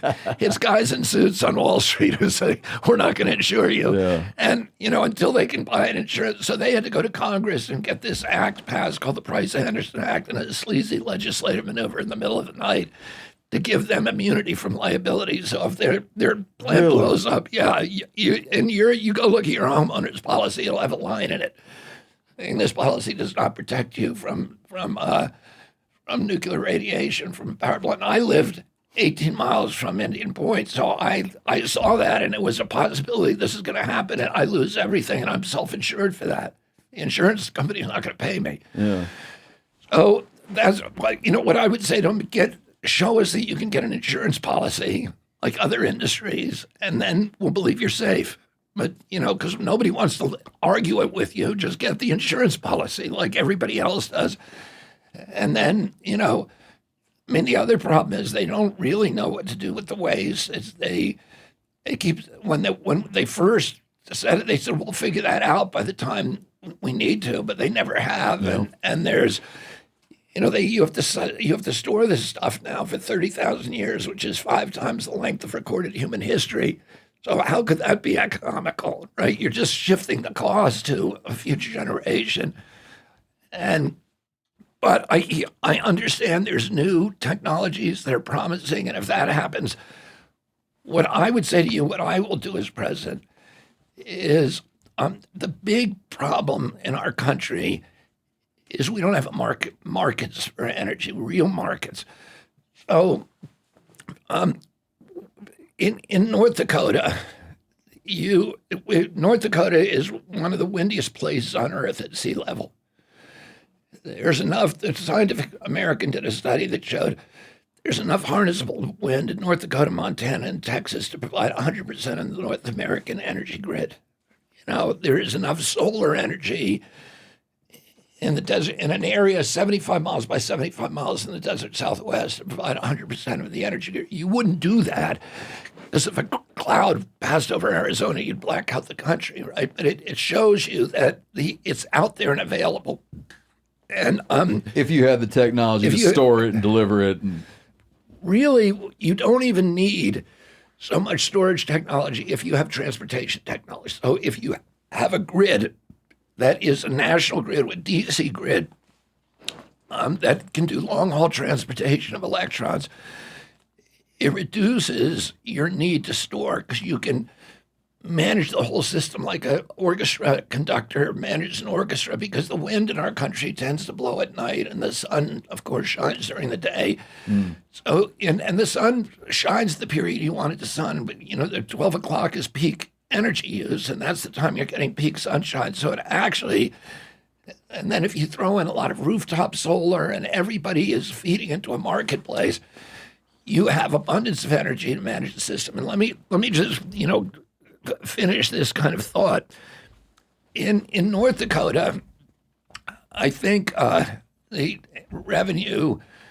typical revenue from an acre of corn is about maybe $200 a year that you're going to get revenue. If you have a wind turbine on that acre of corn, I got to interrupt you here to point out for people too that when we're talking about corn there, we're also talking about corn that goes, a lot of that corn goes to energy. Yeah, of course. A lot of so I just want people to be clear. It's not like it's not necessarily moving food to energy because you're doing ethanol production. It's not food in any case. It's a commodity. It's not even It's now all GMO, Monsanto, food, energy, and yeah. So, but if you have a wind turbine on that property, that farmer is making $8,000 a year, right? So every farmer in North Dakota wants to put a wind farms on his property. He can't do it because there's not an energy grid that can get those electrons to markets in Cleveland, Cincinnati, New Orleans, New York, etc. Because the current system is antiquated. It's underbuilt, it's underextended, and it's incapable. It's an AC grid that's incapable of doing long-haul transportation of electrons. If you had the grid there are huge amounts of capital from General Electric, Siemens, Vestas, all these giant companies that want to pour money capital into renting building turbines on all those farmers' land. So the capital is there to do it, and it would provide a huge source of revenue for American farm families, which we want to keep on the farm. We want to keep them on the land and make sure that they're prosperous and, that Main Street is prosperous, et cetera. So we have 3 different energy grids in our country. They're not unified, and none of them are capable of doing these things that we need them to do. We need to build that energy grid. And that, the same way that we built a canal system in this country, we built a canal system in 1825. And, within a few years, New York went from a backwater to being the biggest port in the world. Because the Erie Canal allowed Midwestern farmers to put their produce on a barge, and it would never get off a boat until it went to Europe. So all of a sudden, you didn't have to haul stuff over the Appalachians. But the government built that canal system. The government built the highway system. Yeah, that's the, I was going to before you mentioned it. I was going to bring up people. I think kind of feel like the interstate system sort of fell from the sky. No, it was like in the post, like, not just the advent of the car, but realizations we had during World War II. It was a very deliberately constructed system. Yeah, and it was for national security reasons and for commercial reasons and to bring us together as a country, et cetera. And it was, I watched it build when I was a kid. It was horrifying to me because they, plowed over the pond where, I went fishing every day and, but they did it and it's brought tremendous prosperity to our country. And so we need to invest in building this grid system. And then we need to, right now we have a energy market that is governed by 50 public utility commissions, 120 control districts, with these Byzantine rules, this very balkanized system that operates under rules that were written by the incumbents, like coal and oil, to reward the dirtiest, filthiest, most poisonous, most toxic, warmongering fuels from hell, rather than the cheap, clean, green, wholesome, and patriotic fuels from heaven. Well, we need to create a market. Now, I'll give you an example. I had a house in Mount Kisco, New York, and I had a state-of-the-art solar system on the roof, and I had a geothermal system in the basement. Every day of the year, that home was producing more energy than I was using.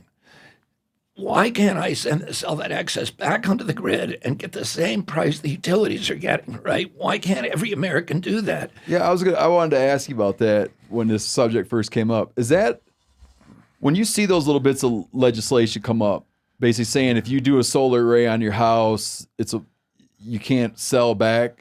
Is there any argument for that other than them protecting a monopoly? No, there's they're protecting them, not monopolies. That's what they're doing. There's no other reason why. Okay. No, and we want to do that, and it would democratize our country because you turn every American into an energy entrepreneur. You turn every home into a power plant. You give people a chance to get revenue from their homes to help pay their mortgage, et cetera. And why do they ever get legislative assistance on those bills that prevent people from those bills are all state lawmakers who are passing them, and they're all owned by the utilities. The utilities are given all the money, and you can buy a state legislature very, very cheap in this country, and you can get that stuff passed. And most citizens, it's just not on their radar. They just don't care. It's not on their radar, and it's so important for democracy because the political systems of countries tend to reflect their economic organization. And if you have the economy controlled by a few large energy producers, oil, coal, utilities, the political system will tend also towards sort of a more totalitarian model. Whereas if the energy system is controlled by 200 million American homeowners, if they're your generators, you're going to democratize the country as well. And, we have such abundant energy resources. We have some of the best solar in the world in this country. We have the best wind of any big nation in the world. And we ought to be exploiting that, but we can't do it until we build an energy grid. Now, let me give you an example of what's going to happen. We built an ARPANET grid for the internet. And the Defense Department, DARPA, built the ARPANET grid, which was the beginning of the internet in this country in 1979. A year after we built it, in 1980, the CEO of IBM said that IBM was getting out of the personal computers because he said it was a dead-end technology. Okay, and Dell did that. There's a lot of other companies that got out of the business then because they didn't see what was about to happen. Within a few years, virtually every American has a personal computer. And what happened, because we built a grid, we built a marketplace, and what happened to the cost of information? It went to zero. Oh, imagine you asked me, it was important for some reason for me to find out the answer to some obscure question like, what was Mao Zedong's typical favorite lunchtime meal? Let's say I had to get that. Pre-internet? Yeah. Yeah, good luck. Okay, right. Yeah, you'd have to go to Washington, spend a week going through the Library of Congress to the stacks to dig that out, and you may or may not find it. But today, you can probably type it into Google and it'll come right up. Right? I used to joke as a writer, and I got going before, definitely not pre-internet, but before widespread, internet use. And I used to joke that I was very anti-internet because I had a competitive advantage, that I was good at finding shit out with the card catalog at the library, And then all of a sudden I was like, now any idiot can find out whatever they want. Yeah, exactly. And I used to, I liked it better when you had to work for that. You're irrelevant now. So your skills are irrelevant. Yeah. Your big gift. So the cost of information went to zero. And that's what's going to happen to electrons if we build an energy grid. The same thing happened with telecommunications. In 1996, President Clinton passed the Telecommunications Act, and he forced all the baby bells to consolidate their grid system and create a marketplace where the lowest cost provider would prevail in the marketplace. You couldn't exclude people anymore. And that created a telecom revolution. And all these little devices that we now have, like cell phones, are the offspring of that revolution. But what happened to the cost of phone calls? It went to zero. Yeah. I worked in a university, at law school, and I've tried to explain to my kids the thing that would happen that your parents would present you with a phone bill. Yeah. And you would need to go through circling. You would need to go through circling, And you're like, really? That was $7 when I called that guy? I remember making a 5-minute call to England. It was $74.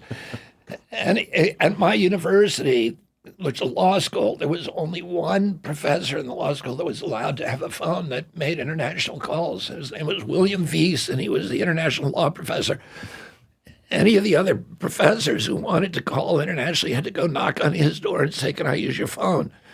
It was great. That's what it was like, right? And now that call is free. And it's because we built the marketplace. And that's what's going to happen to electrons as soon as we do this. My solution is a bigger solution rather than handpicking, wind, solar, hydro, nuke. What we do is we create a market and let the market pick it. And we get rid of the subsidies. We make sure you can't pollute the environment because that's a subsidy. And then we take the lowest cost form of energy in each district and that is going to create an economic boom the way that the internet did. But we got to invest in that marketplace. Man, it's funny. You're articulating a concept to me that I'm almost embarrassed that it hadn't occurred to me before. The way you're putting it would be this idea of looking at polluters as the subsidy being like, oh no, we gave you that river and all of the fish in it. You used that up. You just privatized it, right? You used that up. Yeah, exactly. And putting a value and being like, and since you used that up, here's the bill. It hadn't occurred to me. I know you've mentioned hydro. I know you've worked on projects around protecting rivers from hydro development and damming. You spent a bunch of time, as you laid out with your work on the Hudson River. Let's jump over for a minute to the Pacific Northwest. Based on your expertise there, let me put it a different way. If I came to you and said you have all the power in the world all the power in the country within practical consideration, is there any hope for Pacific salmon in, south of Alaska?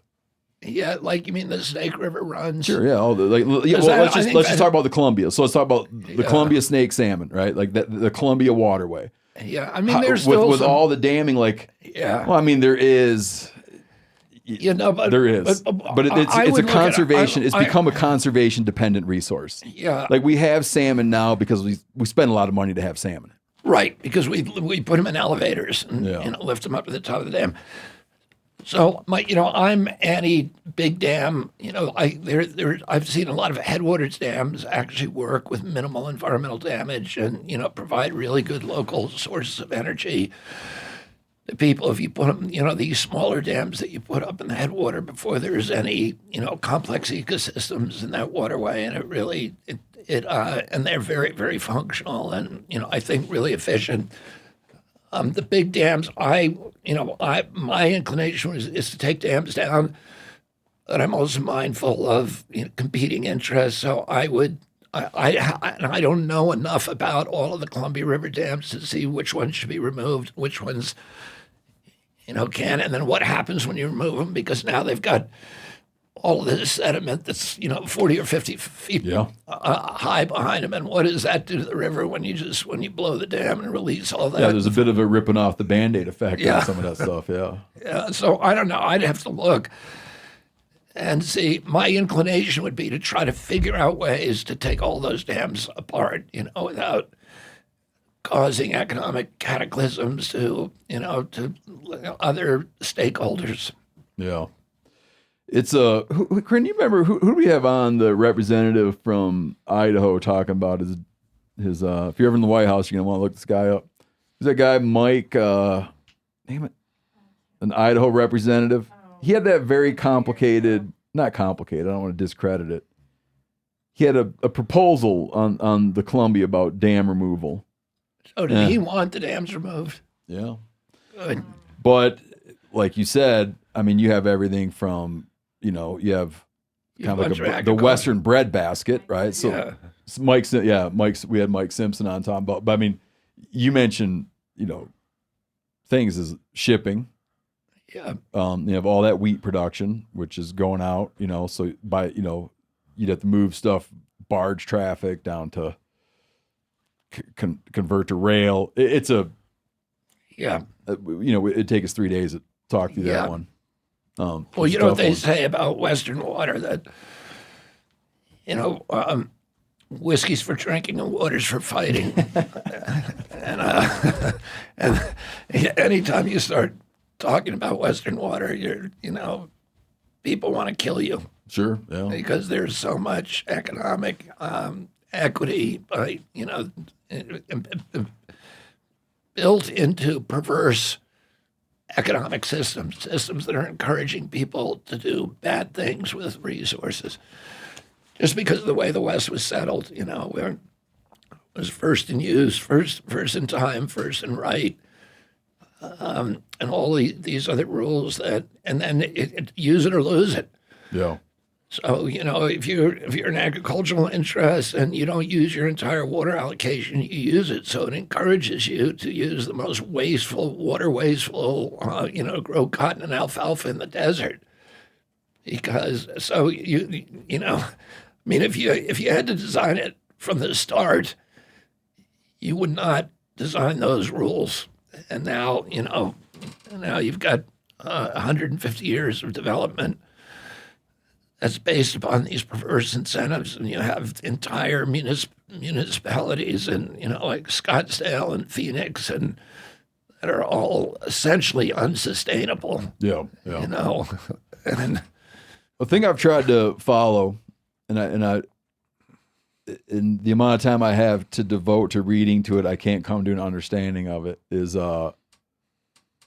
where are you on getting on all the state ballots, and what are the hurdles you have to get on state ballots? I keep, I read like small lists of states, but then signature gathering efforts.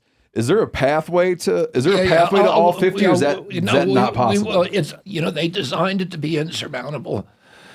For a third party ticket. For a third party. Yeah. The other guys don't have to do it, right? They don't have to do it. They're already on.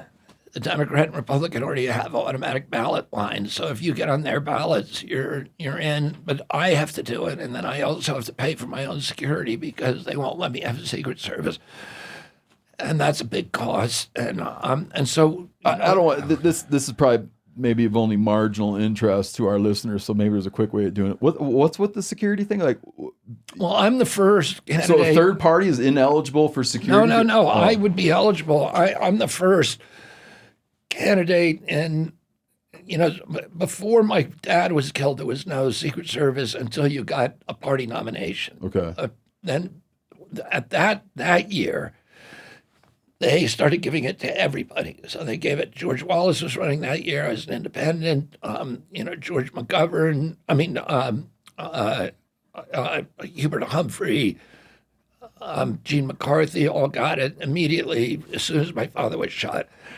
And Congress passed a law saying everybody's entitled to it who gets certain poll numbers 120 days outside of the election, from the election. In other words, 120 days. We're now 5 months and 18 days. So 120 days is what? That's 4 months, right? No. Yeah, 4 months. Oh, I'm 5 months and 18 days out. So in a month and 18 days, I should be entitled. But it's discretionary, so the president can give it to anybody, and they've never refused it to anybody. And they've given it to 33 candidates prior to the 120 days. And I've had a lot of, sort of dangerous things happen during my campaign. I've had 4 house break-ins on one occasion. The intruder got to my second floor with my family all home. And on another occasion, a guy showed up at one of my rallies in Los Angeles, and he was covered with concealed weapons. He had 2 shoulder holsters with loaded magazines. He had a backpack filled with guns, including a laser, a sighted pistol that was fully loaded. He had a couple dozen extra ammunition clips and a lot of other weapons, knives, and all this other stuff. He was like Arnold Schwarzenegger in the end of that movie Commando, when he's got the duffel bags exactly full of guns. And that's how he's outfitted. And he had a federal ID, so he had a federal U.S. Marshal badge. He had federal ID on his belt. What was his gripe? Photo ID. What was his motive? Before he left home that day, he made a TikTok tape saying, "I'm going out on a mission now. If I don't come back from this, report to your commander-in-chief, Donald J. Trump." Oh, and he was kind of like he looked like a motorcycle bandit kind of, and that's the only TikTok he's ever made. And luckily one of my security took a close look at his U.S. Marshal badge and just said, something looks wrong with it. It looks too shiny. He was demanding to see me in the green room. And so my guys thought his U.S. Marshal badge looked too shiny, and they detained him, and then they found all these other weapons on him, and they called the police. The police came in and arrested him and released him, the next day. So despite the fact he had all this fake ID on him. And so there's been a number of things like that have happened. And, President Biden has made a decision not to give me Secret Service protection. And I'm pretty sure the reason, although I don't like to look into other people's minds, is that they know this is, my security team is costing our campaign $1 million a month. And they'd rather me be spending that on security than on, advertising and on ballot access. The answer to your original question, they've tried to make it insurmountable. But we have an amazing team, and we have now 100,000 volunteers. We have more volunteers out there than any other campaign, and people are very, very, very happy about signing my signatures. In fact, the professional ballot, the professional signature gatherers, and there's a whole industry that's all they do. They charge typically about $10 to $15 a signature. And it's a big industry, and they're all saying that this is the easiest campaign that they've ever done for any purpose, commercial campaigns, referendums, that people are, that there's an enthusiasm for signing to get me on the ballot. Whether people want to vote for me or not, I don't know, but people want to see me on the ballot. So we've done the 2 hardest states. We've done California, the 3 hardest. We've done Texas, which is the hardest of all. We only have 46 states to get 113,000 signatures in 46 days, and we got a 250,000. And then And it's helpful to overshoot it so if they you go have through to it. because the DNC, the Democratic Party, and the Republican Party are going to come in and go through every signature and try to find a problem with it. Yep. And so we need to get, at least a 60% cushion. We try to get 2.5 times. But we're going to get on every ballot. All right. Oh. If Trump or Biden came on the show, what would be the number one question you'd think I should ask them? I'm curious about the lockdowns, about how they feel about that right now. Shutting down every business in this country for a year with no due process, no scientific citation, no public hearings, no environmental impact statement. And, how they're going to make sure that never happens again. They destroyed the middle class in our country. They shifted $4 trillion upward to this new oligarchy of billionaires. They created a billionaire a day in 500 days, and they just devastated a lot of these small businesses that were the heart and soul of our country, are gone, and they're never coming back. 41% of black-owned businesses, will never reopen. Many of them had 3 generations of equity in them. And, we're turning now from a ownership society into a rental society. And, when we do that, we're going from being citizens to being subjects. People don't have homes if they don't have equity, access to equity where they can pursue their entrepreneurial impulses.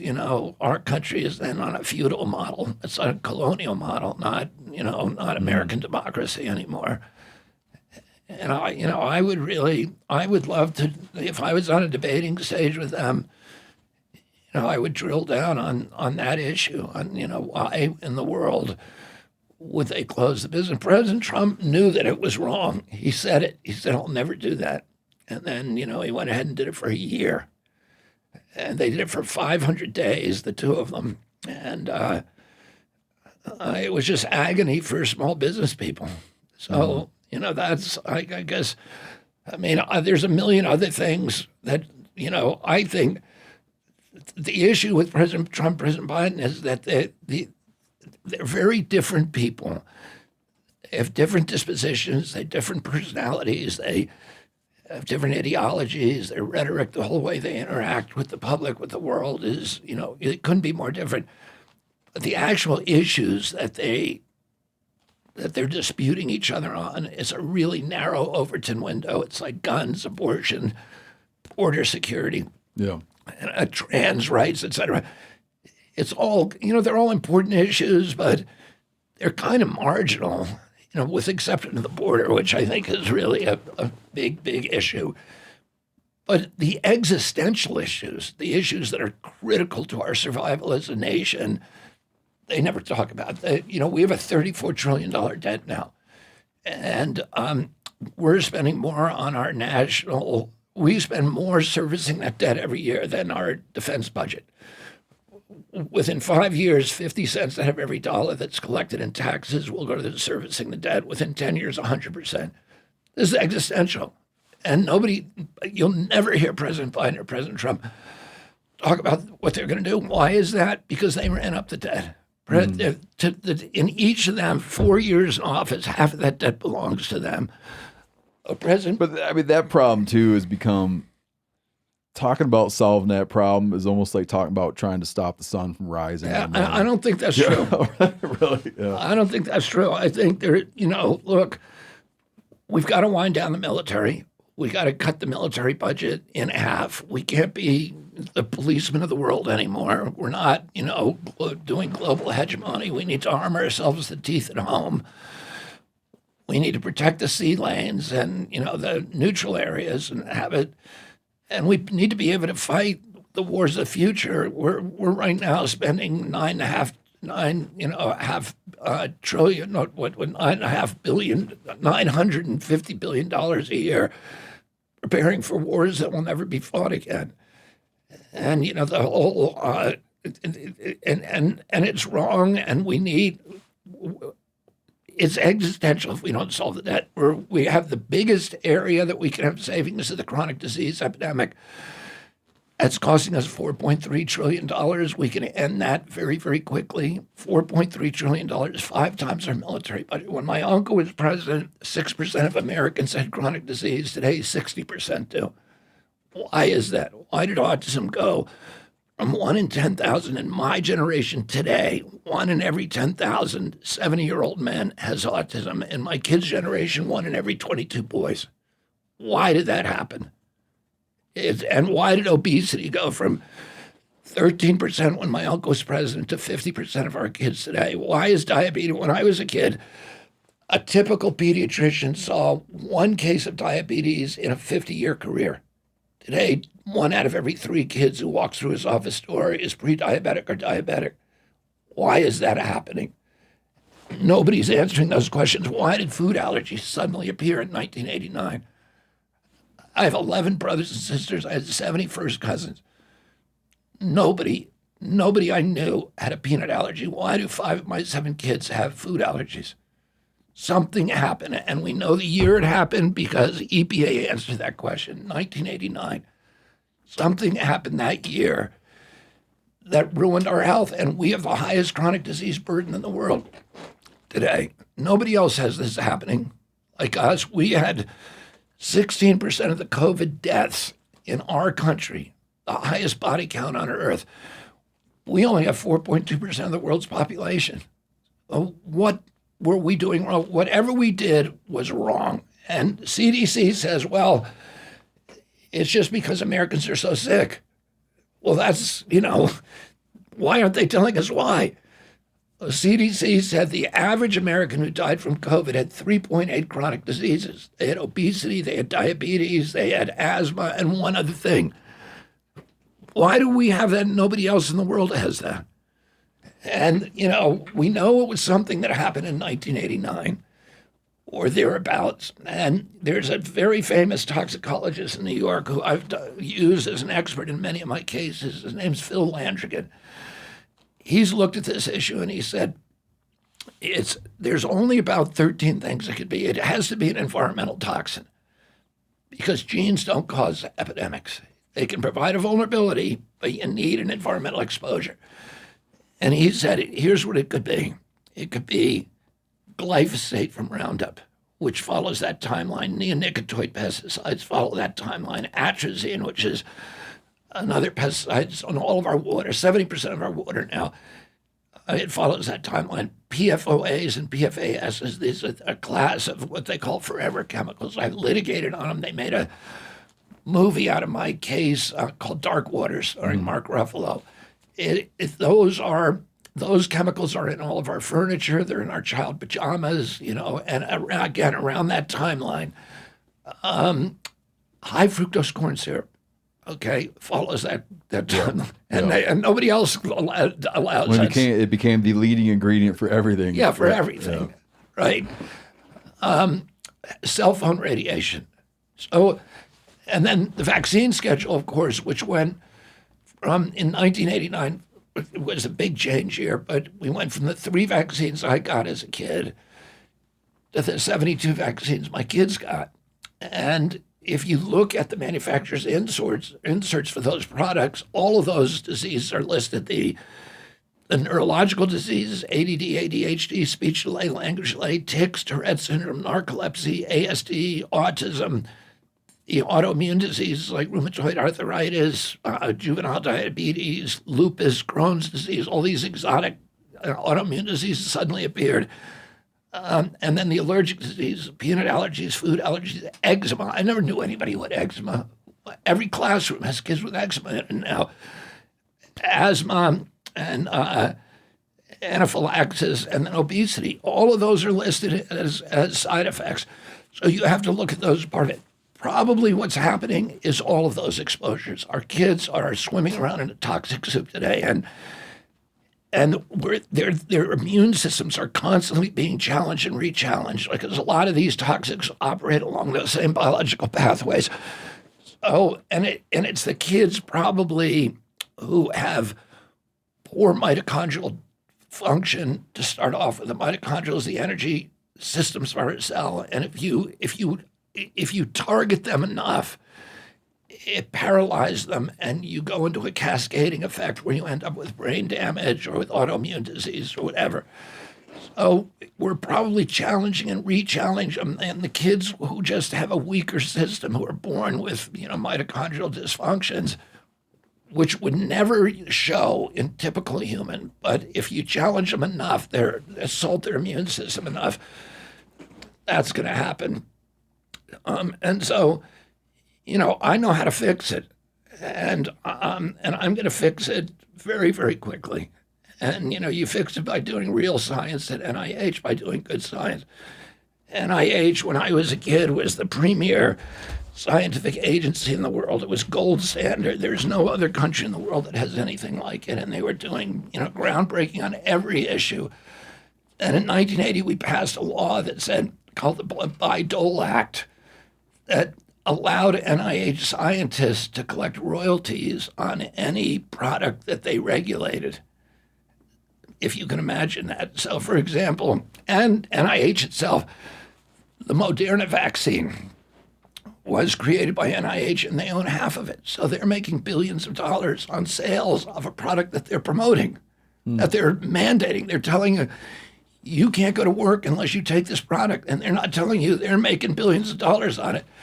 The 6 top scientists at NIH are making $150,000 a year personally on that product. So they're paying for their mortgages, their boats, their schools, their kids' education, their alimonies. And, these are the guys who are supposed to be finding problems in those products and protecting us from them. But instead, they're getting rich on them. And when you have those kind of conflicts of interest, those perverse incentives, it makes people turn a blind eye to some of the problems. So I'm going to go into NIH my first week in office, and I'm going to get all of it. And what happened after they passed that act, NIH went from doing this cutting edge science of tell us why, how to keep ourselves well, and they became an incubator for new pharmaceutical products. I think it was in 2016, there was 220 new drugs or something like that approved by FDA, and 100% of them were incubated through NIH. So NIH is now just a drug development company. Mm-hmm. And what I'm going to do is go over there and say, we're going to give drug development a break. They have a budget of $42 billion. They distribute that to 56,000 scientists at universities who also collect royalties on new drugs. And I'm going to say, from now on, we're not going to do anything until we figure out why we have the sickest kids on Earth and what are the products that are causing that. And then, I'm going to generate enough science on those to make sure that we can put an end to those exposures. Now, you're going to say to yourself, Steve, that even if you figured out that high fructose corn syrup was the culprit, you still could never get rid of it because the forces behind it are so powerful. It's Monsanto, it's Cargill, 1 million farmers who are tied up in its production, and entire industries. And all that's true, but the way that you do it is you produce enough science, and different kinds of science, epidemiological studies, clinical studies, observational animal studies, and petri dish studies. All of those. Once you get enough science, then the lawyers come in and they do the work for you, because then they come in. If you prove high fructose corn syrup is behind the childhood diabetes epidemic, and the lawyers round up 10,000 kids with childhood diabetes and sue the company, and that's the end of the show. That's what I did with Monsanto. Everybody said you'll never get rid of glyphosate. But we had 40,000 clients, all of them home gardeners, almost all home gardeners who had gotten non-Hodgkin's lymphoma from using Roundup. And I remember in my adult life, individuals from ARS, Agricultural Research Services, yeah, the division of the USDA, individuals from there telling me that Roundup had the toxicity of coffee. Yeah, well, that's what In my adult life. Well, that's what Monsanto was telling the public. And we got 40,000 people who said, I got cancer, non-Hodgkin's lymphoma, this particular kind of cancer from spraying Roundup. We sued Roundup. And the way that multi-district litigation works is you get 40,000 cases, you try each one individually, one after the other, back to back, until somebody says uncle and comes to the negotiating table. The first case, we won $289 million from Monsanto. The second case, we won $89 million. The third case, we asked the jury for $1 billion, and they came back with $2.2 billion. At that point, Monsanto came to the negotiating table and said, we want to end this. They settled the case for $13 billion for all of the cases, and they agreed to take glyphosate out of home gardening products. So you can stop them. You just need the right science, because once you get the right science, the courts will allow that to be, you go to front of a jury, and that's what I'm going to do. With all of these different exposures, there's only 13 of them. Yeah. Well, thanks for coming on today. I'm getting the time's up symbol. I appreciate the conversation, man. It was really fun talking to you, Stephen. I appreciate you coming on. I hope maybe if you get a chance in the autumn when the falconry season's opens, that maybe you'll come walking with me. I would. I would like to do that. I think it'd be fun. Do you have one last question? Do you ever fix up do you ever like cook rabbits and stuff? Do you get it? Do you always give it to the bird? I used to, but my wife, Cheryl. That's what I was going to start the show by telling you how much I'm in love with your wife, but I don't want to get off on the wrong foot. No, she's very lovable, dude. That I know she's done many things, but I'll tell you one thing. If I was going to measure like the highest laughs per minute thing in my life is Curb Your Enthusiasm. Yeah. Well, that's not just like. And she plays such a she does such a quiet show stealing job on that show. She plays common sense. Oh, and it makes everything. No, it's funny. really it's so quietly it's so quietly brilliant how she plays that role. Yeah, I mean, Larry. I lived with Larry for two years during the summer times, and then we vacationed together, and that's how I met Cheryl. When he was still doing Seinfeld, but he there was one season when he got divorced from Cheryl. And the next season he shot in New York, and that was the season when they shot The Producers, and Cheryl was not on that season. Yeah. And then the next season she came back, and I asked Larry about it, and he said, I couldn't do it. She makes me funny, which is, and I'll tell you one thing she will not allow, which is a dead rabbit in the house or a dead squirrel. So I don't love her anymore. Tell her it's over between us. All right. Well, thank you very much for coming on. Appreciate it. Thank you, Steve.